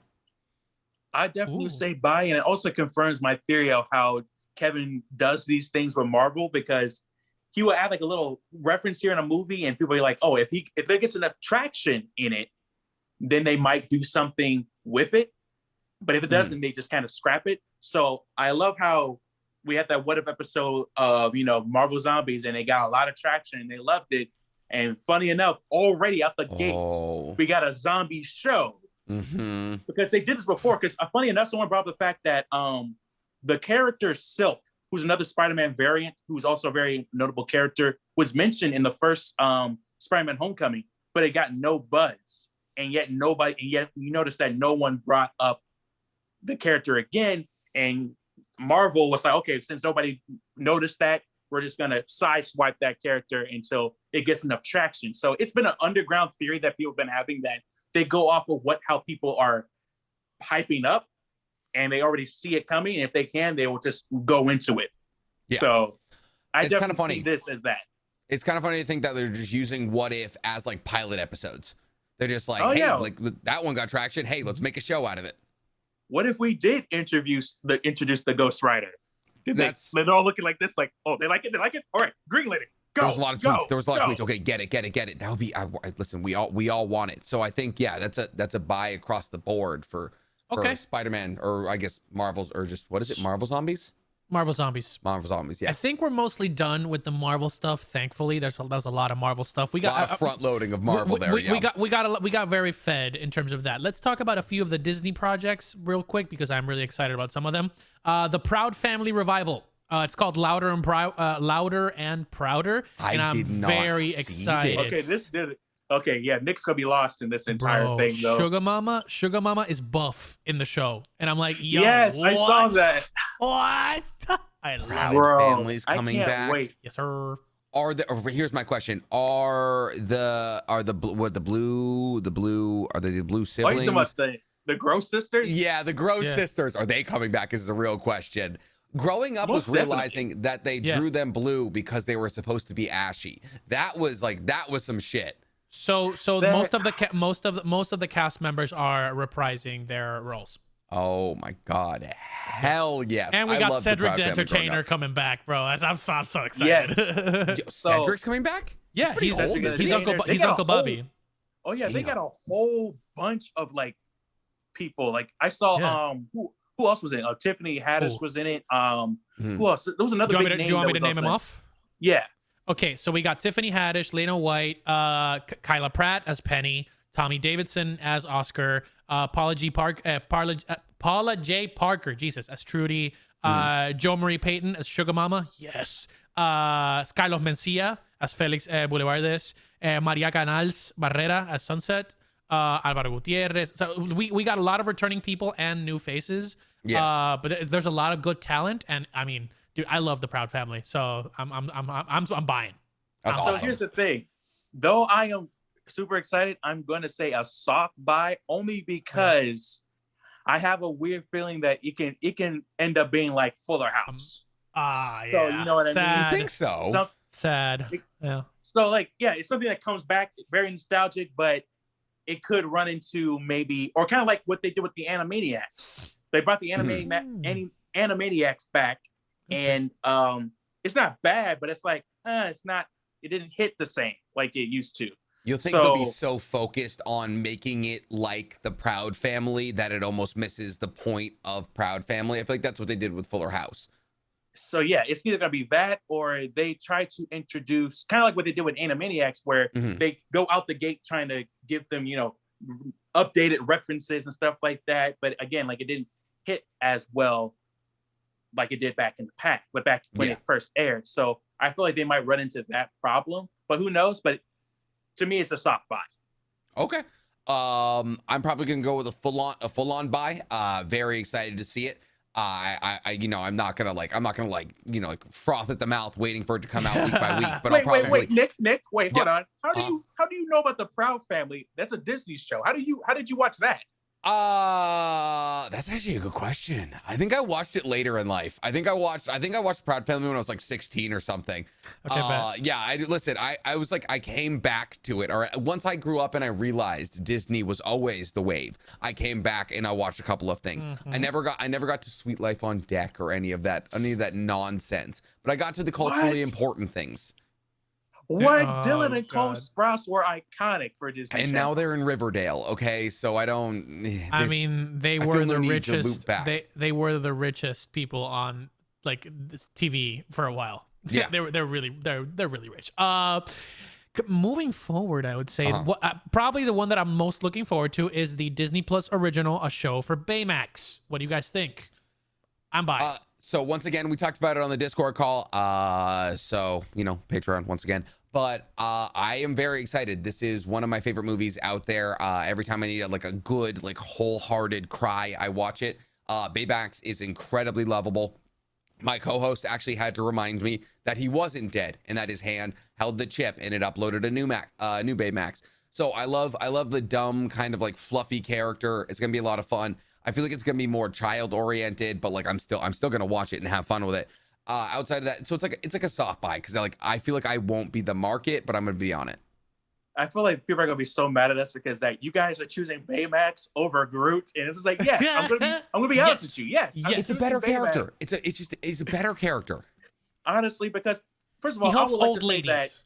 I would definitely like to say that Big Hero 6 was definitely underrated, and it came at a worse time because we were still riding that freaking Frozen wave, and it got overshadowed by Frozen. So Big Hero 6 is amazing, and Baymax was iconic, and I definitely would love to see how they're gonna do a little show with him. And granted, it's gonna be more. I'm most likely gonna be more child oriented, but it's Baymax. You can make anything very entertaining. All right. Okay, so three buys. And then we're mostly done with the things. There's a few other things here and there, but I think the big one that's a little bit more adult oriented, and I this is one I have strong opinions on. We're getting the fifth installment in the Predator franchise with a movie. It's a movie called Prey. It's a movie called Prey instead of Predator, and it takes place 300 years in the past in the Comanche Nation. So it's apparently a prequel where the first time that the Predators come to Earth, it's to fight the Comanche tribes in 300 years ago. So that's what it's. I'm sure they do. Just let it die, please. Just let it die. I am a huge fan. I am a huge fan of this franchise, including the Aliens. Dude, I love Alien, Predator. Dude, I mean, the Predator fought Batman, bro. Like, Jesus. It's freaking ridiculous. I'm aware what the Predator did. Did you see the most recent one? Yes, with Michael Keegan Key? Yeah, it was bad. It was bad. It was but awful. they have the director of 10 Cloverfield Lane attached to the project, Dan Trachtenberg. So I like the vibe of Cloverfield. So if we're keeping that same energy of like it being like dark, gritty, at least from the picture that we got, if I send it to you guys, well, I mean, I'll send it to you guys later. Yeah, I saw your video on Instagram. It's essentially like a forest, a burned down forest full of ash. And it's the Comanche warrior like trying to go through the woods, and then you see just like the silhouette of the predator in the back with the little red dot. Okay, I'm sorry. Like Arnold Schwarzenegger couldn't barely beat them like with like AR-15s and miniguns. How are they gonna do it with spears? That's what I was gonna get to. I think it's a soft buy because I think they're gonna explore a lot more, at least from what it looks like. The honor system of the predators, because for context, in the movies it's always been a shit show. Like the predators are just like this unstoppable killing machines that just like they're hunters, right, for sport. But for example, the only highlight of the newer films has been the soft exploration of like their code. So for example, they won't kill somebody that's like about to die. So like if somebody's like physically, like if you have cancer, if you have some health condition that impairs you from giving them a fair fight, they'll consider you not a threat and not worthy of being hunted, so they'll just leave you alone. They also don't hunt children or females that don't like present a threat. And in the Predators movie in 2018, if you guys remember, they explore the concept of them giving you like a fair fight. So for example, when he meets up in a field with the Asian character in the series, he decides to throw away his gun and he takes out his katana, his samurai katana, and the predator literally fights him with his blade, with his blade, and they like it's a mutual death right there. I love that exploration, and I think, okay, if they're gonna give the Indians the natives a solid chance to fight fair, this could be a really good exploration of the predator race. I'm soft buying. It's not a hard buy. It's a soft buy. I'm selling. Listen, there is the first two Predator movies are incredible. Just pure uncut 80s goodness. And then the rest of them happened. And I mean, Alien versus Predator was fun. That was cool. Love a good versus match. Then I think they made a second one, and that one didn't need to get made. Oh my god. So yeah, no, I'm gonna sell. Thank you though. Oh, here's the thing. I'm gonna watch it. I'm gonna watch it. It's gonna be on Hulu. You already got it. It's like I'm not gonna sit here in front like I'm not gonna watch a Predator movie. But am I gonna enjoy it? That's up to the movie. What about you, Misa? Well, at first it's gonna be a hard sell at first until you explain the premise of it. And I mean, it makes sense. They're picking that specific indigenous group, and of course it's gonna be by going off the poster and stuff like that, it's gonna be in like a dense jungle. Of course, that's kind of the Predator's vibe. Yeah. Anyway, in theory, it could work. It all depends on the writing. Yeah. But I'm gonna give it a hard buy. Not hard buy. Hard buy. A soft buy. I am in it. Transformers 4. No. It's a soft buy. I just need to see the execution. Cool. So we're tentative. It's giving me very much like C vibes from the Jason Momoa show from Apple from the Apple. Oh, I thought you meant like the letter grade C. No. I meant like so C is a post-apocalyptic show from the Apple streaming service where Jason Momoa plays like the leader of a post-apocalyptic humans. Because he can like kind of see. No, they lose the ability. Humans lose sight. And I thought Jason Momoa was the leader though, because he could kind of see. No. They lose their sight, and it's all jungle, like post-apocalyptic style. So since it's 300 years in the past, technology hasn't like evolved. So I get those type of vibes from this. It's a soft buy for me. Okay, cool. Okay, so I think we've covered most of it, and I think we should end this section with the biggest news, well, not the biggest news or the most biggest news disappointing. wasn't a new Predator movie? Are you the biggest insane? disappointment, the biggest disappointment of Disney Plus Day. Star Wars fans got absolutely shafted. Just dunked on. Like they just threw it up. Just take that. We were not fed at all. No. and TikTok and Twitter let us know. So essentially they did not bring the Kenobi trailer, which we thought was going to be like the big sell of Disney Plus Day.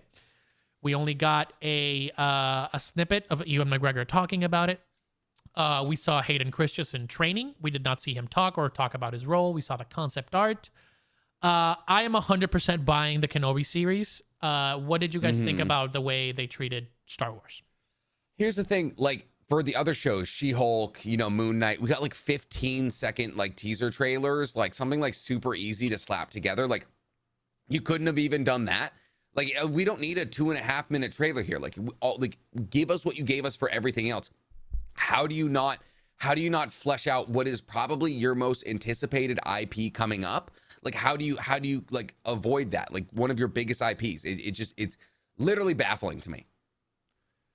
Yeah, I'm not gonna lie. Like you're gonna sit here and tell me that y'all didn't have stuff already filmed. You could have just picked something like just 30 seconds tops. Something you could have shown. Could have just had Vader in Kenobi just standing. Like if you just like I'm not gonna screen. lie, I would have taken a little sand, showing off a foot. We scroll up and we see old Ian McGregor with makeup or whatever. That's it. That's all I need. And that was it. And like, that's all I need. And then it cuts to black, and it's like a red lightsaber lights up and a green lightsaber lights up. Like that's literally all you had to do. Fade out, and you hear just Darth Vader breathing. The iconic thing. Done. I would. You could have just taken the end of Rogue One. I don't just put something. Dude, I feel like you could have, you could have left it all like literally just like sand, and be like the memories. Or something, the past never dies. Yeah, something like that. Yeah, dude, just him talking and like this, like you see the sand and you hear him talking until the binary sunset of Tatooine appears, and then you fade to black and you hear like Hayden Christensen say Kenobi or you hear the breathing. That's it. Like you just needed 15 seconds. That's all you needed. That's all you needed, bro. And they gave us absolutely nothing. So we know we're getting a trailer at some point, right? Like some point soon. This year's we're definitely getting something by the end of this year because it's coming 2022. So. Okay. Wait, the show's coming 2022? I believe so. Okay. Then it's insane that we don't have a trailer already. I mean, hey, maybe it'll get delayed. Who knows? I know Mesa Windu was very upset. He was like, we're gonna get it. And then it was like it happened. He was devastated. I felt arms of an angel. Yeah, he was devastated. Okay, cool. So that covers our Disney Plus wraps, but it does bring us to our stack 'em up question for the week, which is a big one. And since we're talking Disney TV shows mostly, but since we're talking Disney in general, we have our stack 'em up for this week, which is what is the greatest Disney movie of all time. And here's the thing. So I'd like to make a qualifying statement here before we get into it. Marvel IP does not count. Does Pixar count? That was my biggest thing. Does Pixar count? I'm going to leave that up to a vote. I would say yeah. I would say yes. Okay. I would say yeah, as long as Marvel and Star Wars does not count. No, Marvel and Star Wars do not count. But I would say while Pixar was not specifically Disney owned by the time Toy Story was released, most of the Pixar movies are considered Disney movies as well. So is Toy Story 1, is that fair game? I would say yes. I would say yeah. But I don't know, Mizu, you're the deciding vote because he's gonna go first. I mean, because I'm not gonna lie, I get when Nick is somebody has first pick. I get that. Okay, I get what Nick is saying, but at the same time, he makes a good point that technically, Toy Story. Okay. I have context that I would like to propose. Please contextualize. Right. Disney bought Pixar in 2006. Okay. The movies that came out, the movies that came out before 2006 were The Incredibles, Finding Nemo, Monsters Inc., Toy Story, Toy Story 2. Those were some good ones. Those were the best. But Those were some of the best movies. Those were some good ones. I'm not upset because none of mine is a Pixar. Yeah. Okay. But I mean, like, mine's is straight Disney. Yeah, I mean, it depends on what. Like, this opens up a lot of doors, right? Because we have Wall-E. Did we Disney have buying Up. Pixar make Pixar worse? No. People are asking.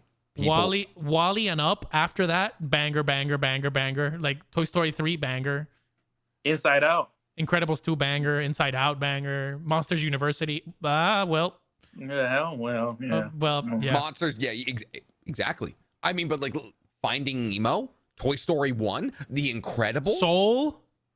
I mean, I'm not saying that Pixar movies nowadays aren't good. They are good. Yeah. But like,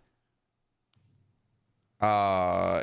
I would say yeah. Let's fuck it. Let's do it again. So, all right. Just as a reminder, are we including those? Yes. So as a reminder, I'll give you guys a reminder. If you're new to the show, we basically have a segment on this podcast called the Stack Them Up, where we basically have a question for the week. We have our picks, we discuss them briefly, and then you guys decide who had the better answer. You can find those polls on my Instagram in the stories. Every single week we have a Stack 'em Up, and then when we have a guest on, we also have Stack 'em Ups with our guests, which basically means give on you Patreon week episodes. We have 2 separate Stack 'em Ups. Exactly, and so that's important. I will give you a rundown of the past 2, so you have an idea of what happened. So in the past week, we had two podcasts, right? And we had 2 shows, 2 Stack 'em Ups. The first one being, which superpower would you have? If you could have only one superpower, which one would you pick? I cannot believe I won with that. Okay, so Mizu shows the Shadow Clone Jutsu, capped to 2 clones, and he had 57% of you saying you would have that. Did we say it was capped to 2 clones? Yeah, we capped it at 2 clones. Oh, okay. Because you don't have chakra. It's just like too much energy to expend. You don't have chakra. Yeah. Okay. Our boy the Panda Red chose learn any skill just by seeing it once with a 30-day time limit, and he had 85% acceptance rate. Which was I thought was going to take the W. I thought was going to. Yes. I was higher than 85. No, that's the thing. Our boy Jumper Nick here chose teleporting, and he also had 85%. So it was down to the vote, right? Okay. And you had exactly 98 votes more than Panda Red. So Nick won that special one. I got 68% for the Momo Yayorozu quirk of creating everything you can think of using your body fat. First off, I would like to thank the Academy for this award. I would also like to thank my mother for making me. There we go, Mizu. Yeah, try it. Listen. I'm slow clapping because he's lucky. Because if Panda Red won that, it would have been null and void. Here's the thing, though. This has happened. I want everyone out there to listen to me real quickly. Twice on this show have I won the percentage, but I have lost the popular vote. To have a win given to me by the power of the popular vote. Yes, sir. Democracy is alive, and I am alive along with it. I mean, you also won the previous. Our boy won 2 of them. Yes, he did. Closing the gap, Comeback City population. Nick. So it was which movie would have was the your guilty pleasure, right? Spider-Man. Spider-Man 3 with 85%. So 85 is your lucky number. Oh my goodness, I'm putting it on my back. I'm getting a big old 85 tattooed on my back. Yeah. I am. First off, 85 is the highest we've ever had. That's only 15% no. Yeah, I think that's the biggest. No, that's crazy. Yeah, I think one was like 89 or 90. One time Jose got 85, but it was the other way because he said Bruce was the greatest villain of all time. Yeah, but I know that. No, I know you're not ever gonna let me forget that one.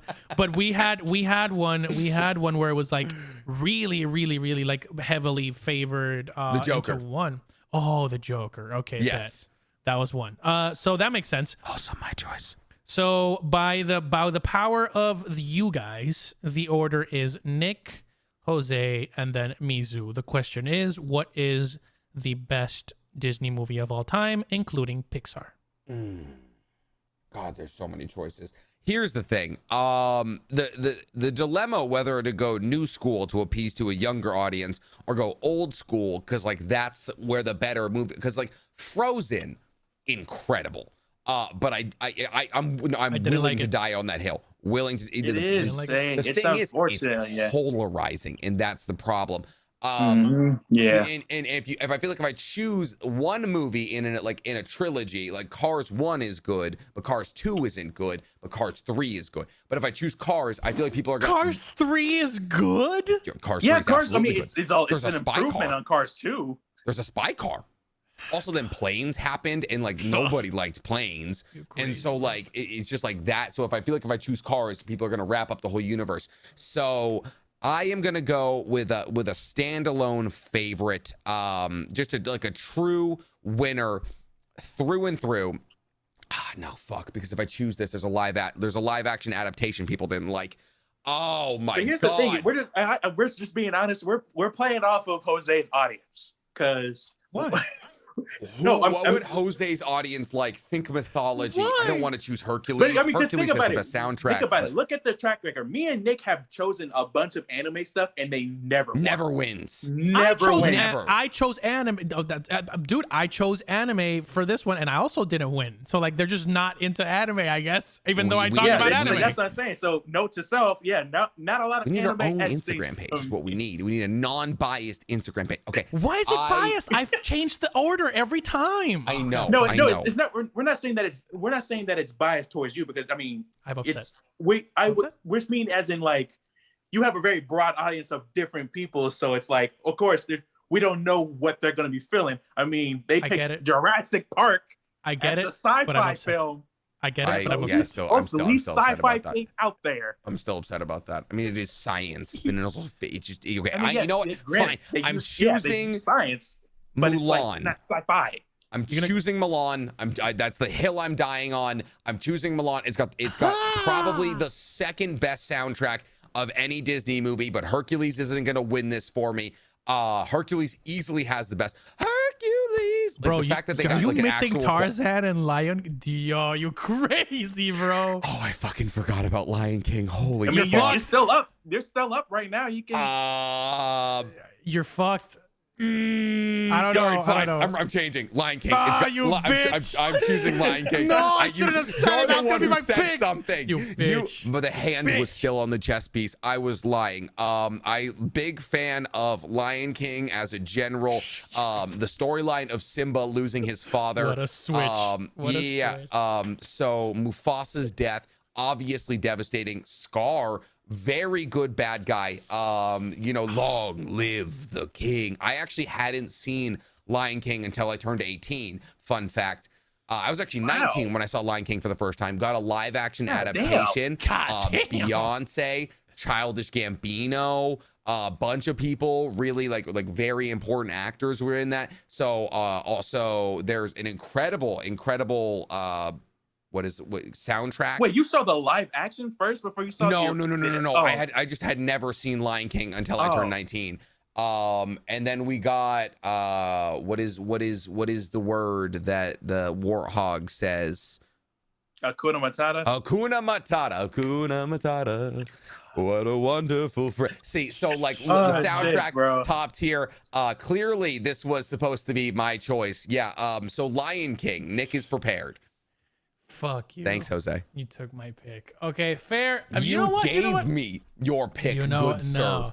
Offered it on a platter. I was gonna say you already picked Mulan, but then again, hey, if you're gonna go big, I'll go even bigger.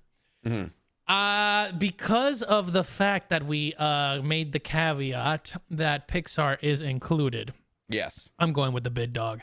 The best Disney Pixar movie ever made is Toy Story, the original, 1995. No, the Buzz Lightyear adaptation. No. It is Toy Story 1. 1995? Yeah, 1995. It is the first ever. It is the first ever fully CGI movie ever, like feature film released. It was the second highest grossing movie of that year. It won 4 Oscars. And it was what? Toy Story. What beat Toy Story? I will check right now. What beat Die Hard with a Vengeance? Is that you're being real? That wasn't a joke. Yeah, you're telling me Toy Story lost to the third, Bruce Willis, the third Die Hard movie. Yeah, the Bruce second. Willis. Oh my Jesus Christ! Good. You know what? Yeah. Sure. Is that the one with? That's not the one with the German guy, is it?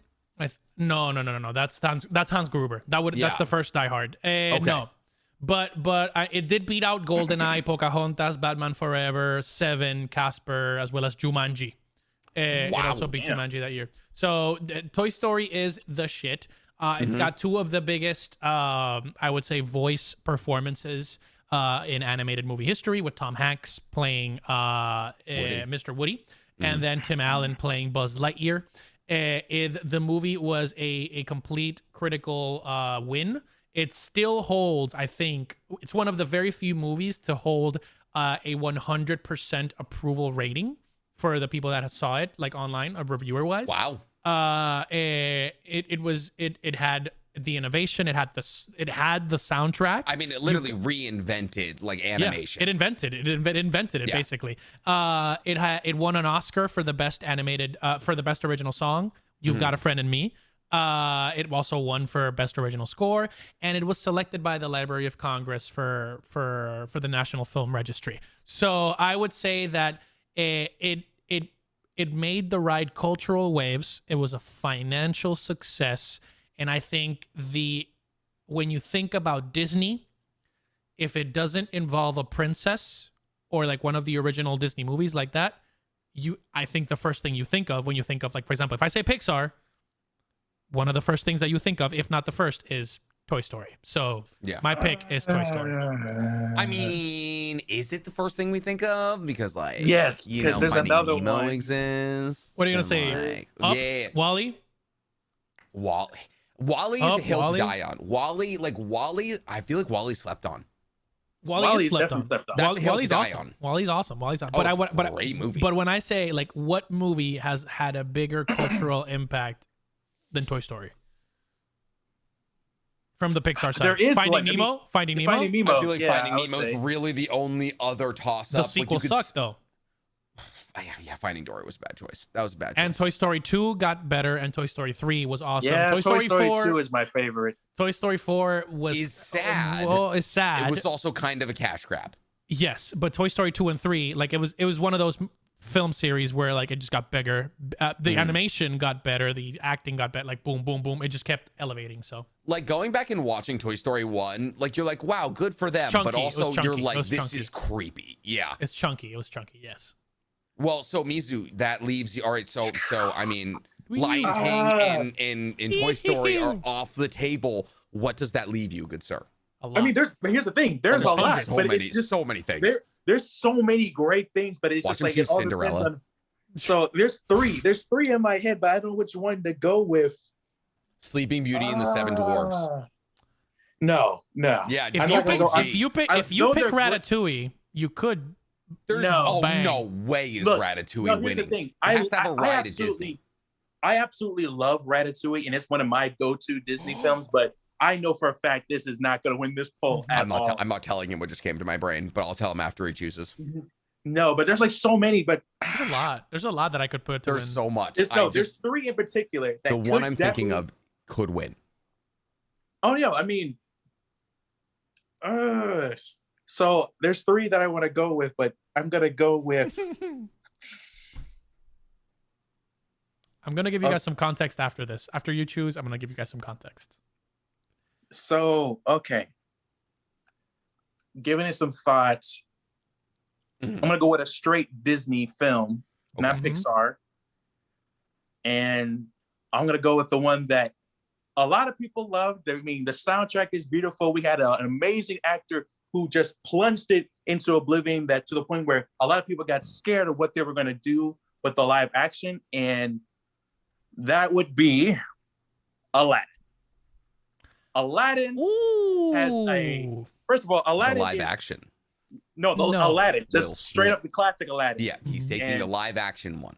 Specifically, Will No, Smith I'm not picking as the live genie. action one. No. Yes, that is it. No, I'm not. Okay, I'm picking the classic Aladdin. Yes. And first of all, beautiful scenery, music out the gate. We have freaking Robin Williams opening up with this little Arabian Nights. Then we got like one jump ahead of the thing. Like, yeah, we got that whole thing. And then of course the iconic Oscar-winning, Grammy-winning song, A Whole New World. Yes. Genie's whole bit. The movie was beautiful from the beginning to the end. I'm definitely gonna go with Aladdin, but it's an I like that choice. Yeah, A Whole New is gorgeous. It's absolutely gorgeous. Also one of the first instances of a princess of color being introduced into Disney. Very important. My favorite thing about A Whole New World is he says he can show her a whole new world and then continues to just fly her around the city they both live in. That's one of my favorite parts of Aladdin. They went to Egypt. They ended up in China. Did they? Yeah. Oh wow, it's been a while since I watched Aladdin. I was gonna say this is now my sleeper pick, Peter Pan. Nah, see, here's the thing. I honestly, I would love to go with a classic Disney film, but I feel like some people are just not gonna get it. You don't think Peter Pan would have done like Robin Williams live action? Peter Pan probably would have worked. Alice in Wonderland probably would have worked. Freaking would have won. Sleeping Beauty, not Snow White, but Sleeping Beauty was also freaking. I mean, that whole scene where the prince is fighting Maleficent. Oh yeah, Maleficent is a good movie. Yeah. But what were you gonna say? I don't know. I don't think a classic would work. I have some context. In my early days as a content creator, I actually tackled this question. I made a March Madness bracket of what is 64. I did 64 movies. You're insane. I did a whole thing. I have it as a highlight in my Instagram. And do you guys want to know what the final four was? For Disney Pixar movies? I'm assuming Lion King. Lion King, yes. Yep. Who else? Toy Story. Yes. I don't want to say Peter Pan. I'm gonna say The Incredibles. Yes, you're missing one. And then what? And then the last one is. What's the last one? I'm focusing very Finding hard. Nemo. Cars. Is it Cars? The original. That's gotta be the 4 seed. Yeah. For sure, the 4 seed. It was bad. It was bad. Cars beat Up, bro. Cars beat Up. They had bro. Get out of here. It was bad. It was bad. Cars is good. Bad, bro. Cars is good. I mean, there's a reason. Good, but there's a reason there's a Cars World at Disneyland, and Cars World is awesome, and it has one of the best rides at Disneyland. But it beat Up? No. Up? Nah. The most emotionally moving Pixar movie, probably, like devastatingly You're sad. already sold in the first 5 minutes of the movie. Yeah. The saddest love story of all time is like literally like Sparks notes through. It's insane. Yeah. So out of the top 4 that we had in the initial contest, granted it was like a long time ago, and not the following has changed a lot.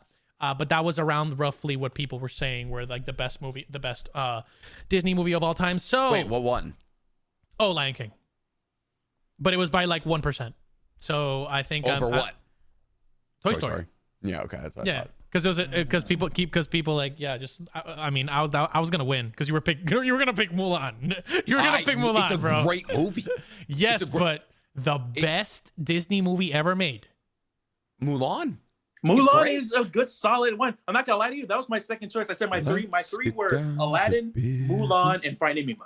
To defeat the Huns. If I were to give you like the best ones made, it would be Lion King, Toy Story, and then Up. Okay, but let's say like strictly best princess movie. Best princess movie. Best princess movie. Best princess movie. I mean, what do you mean by like there's a princess in it, or just like the main character is a princess? The main character is a princess. Oh well, then for me personally, it will be Princess and the Frog for me. Personally. Okay. Fire soundtrack, obviously. Mulan. I think it's Mulan. It's But that or Mulan's Frozen. not a princess, though. That's the thing. No, I don't mean like actual. I don't mean she like, is. She is. She's a part of the Disney princess lineup. Yeah. Yeah. She is. Yeah, but they kind of forced her in it, but she's not actually a princess. I don't mean like- Dude, I I don't would say mean like- Aladdin. your I'll say role is a Aladdin. princess. I mean like, you know, like part of the Aladdin. archetype, you know? So yeah, Aladdin? Aladdin. She's the only princess that I was like, you go, girl. Like the others just like Jasmine? Sleeping Beauty. Cinderella, never liked it. Sleeping Beauty's Never- a kind of good one too. Never liked the story. Beauty and the Beast. Snow White, never liked it. Never liked Snow White either. Yeah. Beauty and the Beast, loved the songs, didn't care for the relationship. Guest. I liked Also, the Belle, plates. Belle's the hottest princess. No.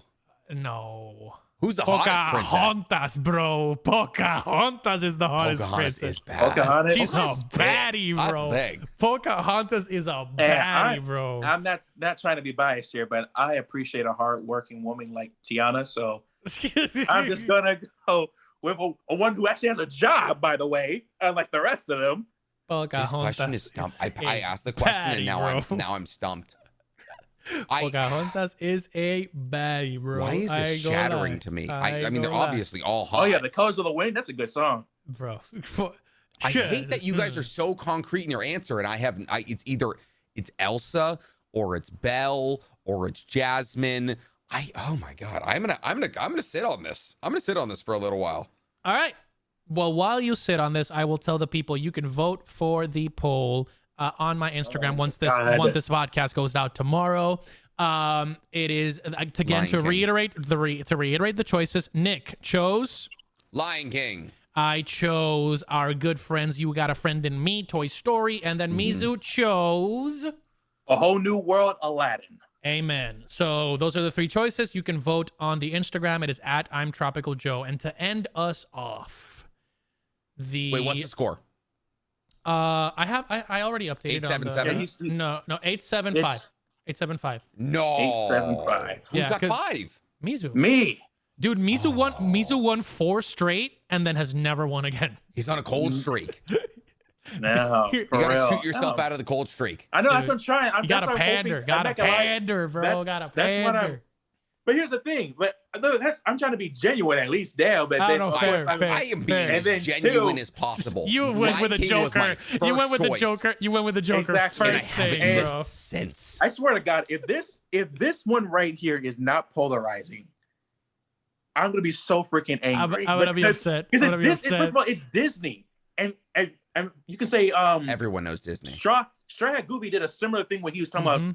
stacking Ranking up the Disney movies, and a lot of people were he chose his choice, and a lot of people were in his comments were disagreeing the hell out of him. Yeah. Everybody had their own different answers of what was the best. So Really? if this is not polarizing, I swear to God, if this is the swipe, Yeah. I'm gonna be so freaking angry. I'm gonna be mad. I'm gonna It be should be mad. tight.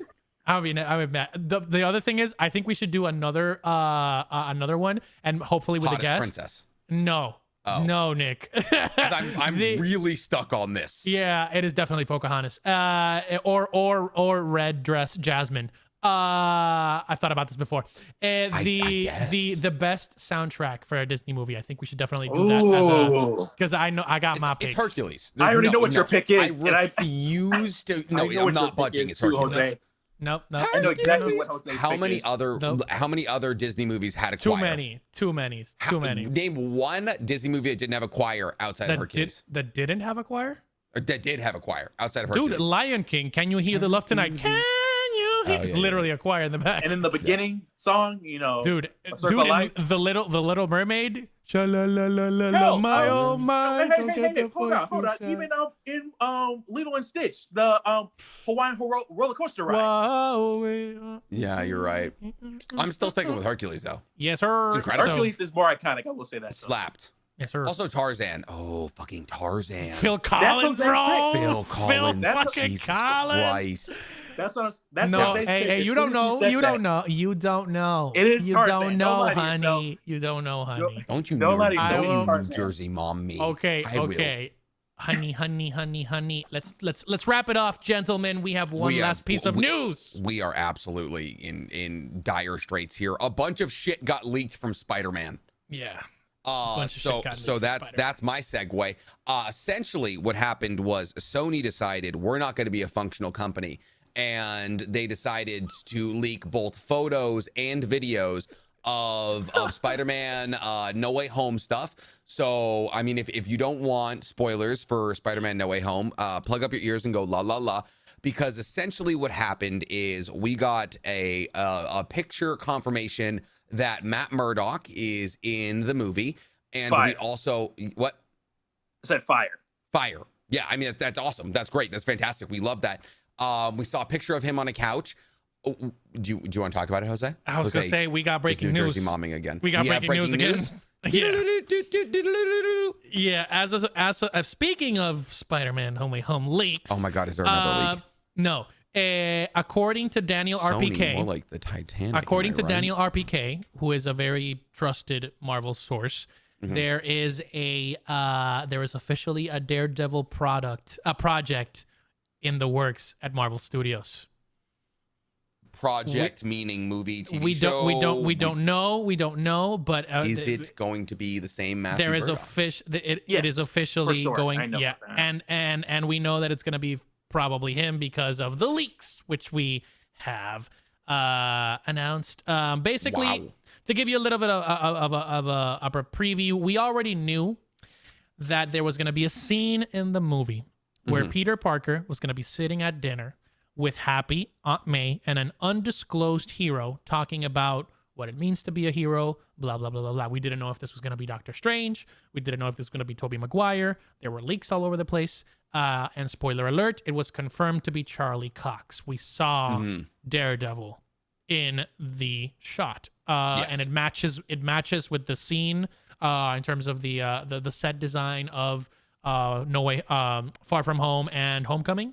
So I wonder what Jay Stoops, has she already reacted to it yet? I think Jay Stoops react. I'll check to see. Wasn't she supposed to be coming on our show soon? She was supposed to come on our show, but like we never rescheduled, so it was kind of like on our end. It was our fault. Yeah, it was our fault, but we'll get her on at some point for sure. I would say that was the softer of the leaks because we already knew that he was rumored to be in there. It was a little kiss on the cheek. Of the leaks. The big leak, however, the punch in the face. Big fat leak is the confirmation at 240p that yes. Why is it always the video of a video of a video? Dude, it's a struggle. It do be rough out here in the streets. I will let Mizu talk about the video footage that confirmed it, but the photo that is running the interwebs is a picture of all three Spider-Men in costume. So we will see the trifecta in some shape or form in this movie. Mizu, the floor is yours. So the video that was leaked was I saw it on TikTok, which they saw through Twitter, and it pretty much was kind of like a behind the scenes talk, kind of like what they did with Kenobi, of them talking about the project, and it was talking like there was like somebody talking about how they filmed it, and then it panned to Tobey Maguire talking about how he liked working with Tom. I mean, who else is Tom on the goddamn set besides Tom Holland? So that kind of basically confirmed that Tobey Maguire is going to be in the film. So, but in what capacity? That sold it for me. Yeah, in what capacity we don't know still. So that's kind of good. That's a small caveat to the leak. But yes, now it has essentially been confirmed that all three Spider-Man will be in it. So, do you think this has repercussions for the trailer coming out? Do you think they're now gonna like, hey, listen, you know, the ship's already sinking. We might as well throw Toby and Andrew in the second trailer. I think this is going to be a big one. Why? Because if the people don't know by now, there's a premiere event for the trailer. It's happening in 2 days. If you're wondering, we did not get invited. That's a good word.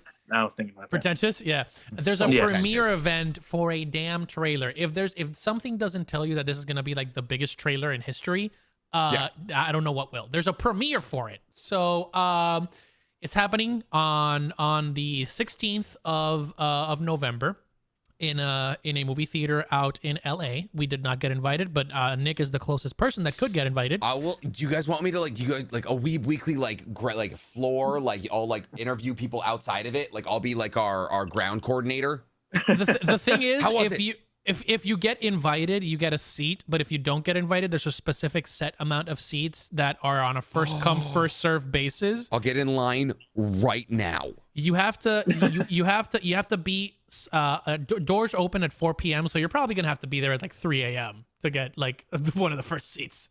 For sure. First off, there's people who wait in line professionally, like you pay them to wait in line, and then like you tap them out when you're done. Yeah.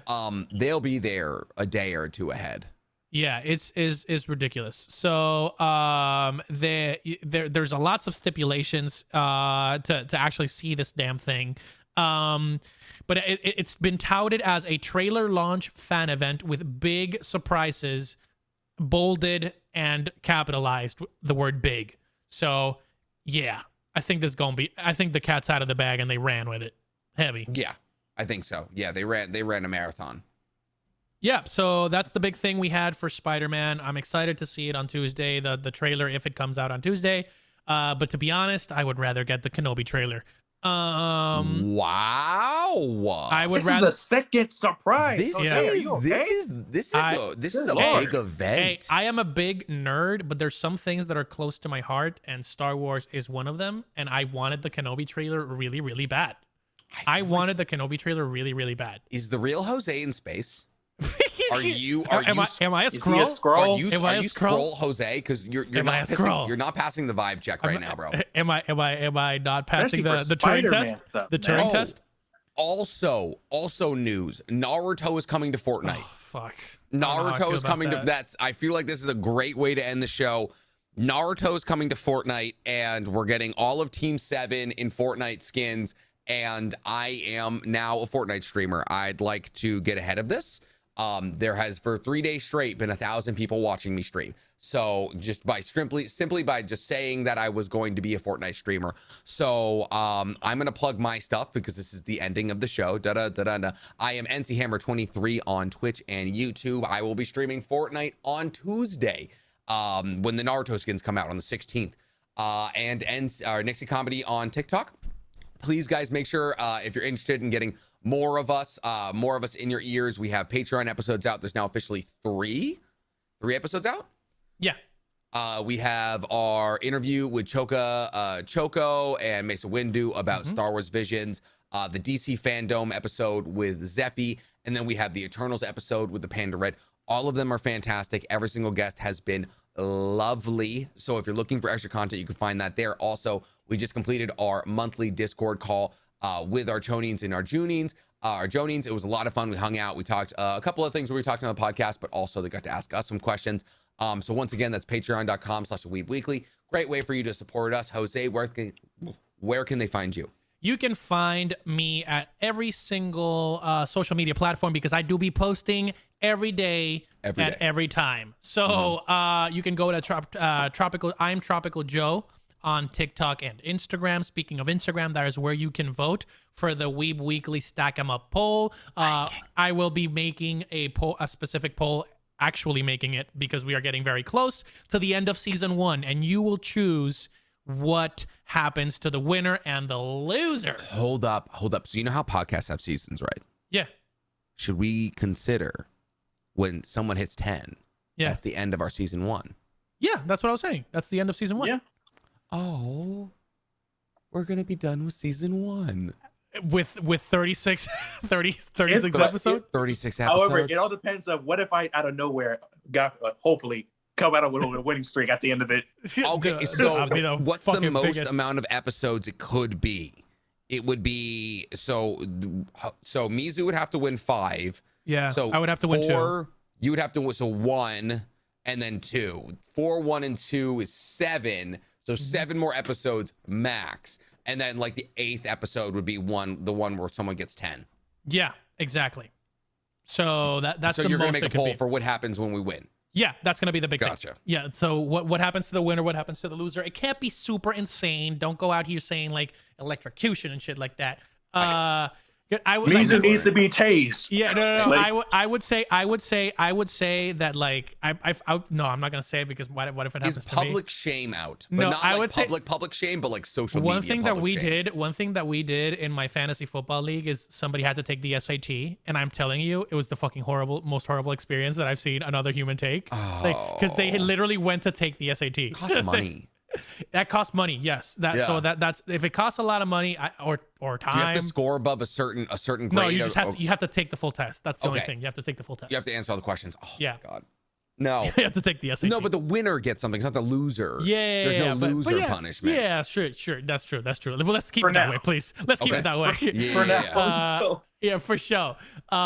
So yeah, you can vote for the polls at I'm Tropical Joe on my stories. It's coming up tomorrow once the podcast is out. I have a big announcement. We are almost at 10K on the YouTube. We are literally less than 100 people away. So if you want to see some dope streams, some dope videos, a lot of YouTube shorts, we are literally very, very, very fucking close to getting there. So you can find at Tropical Joe on YouTube, and you can see my stuff there. Finally, the biggest announcement on my end is I have merch. I have new merch coming through. What?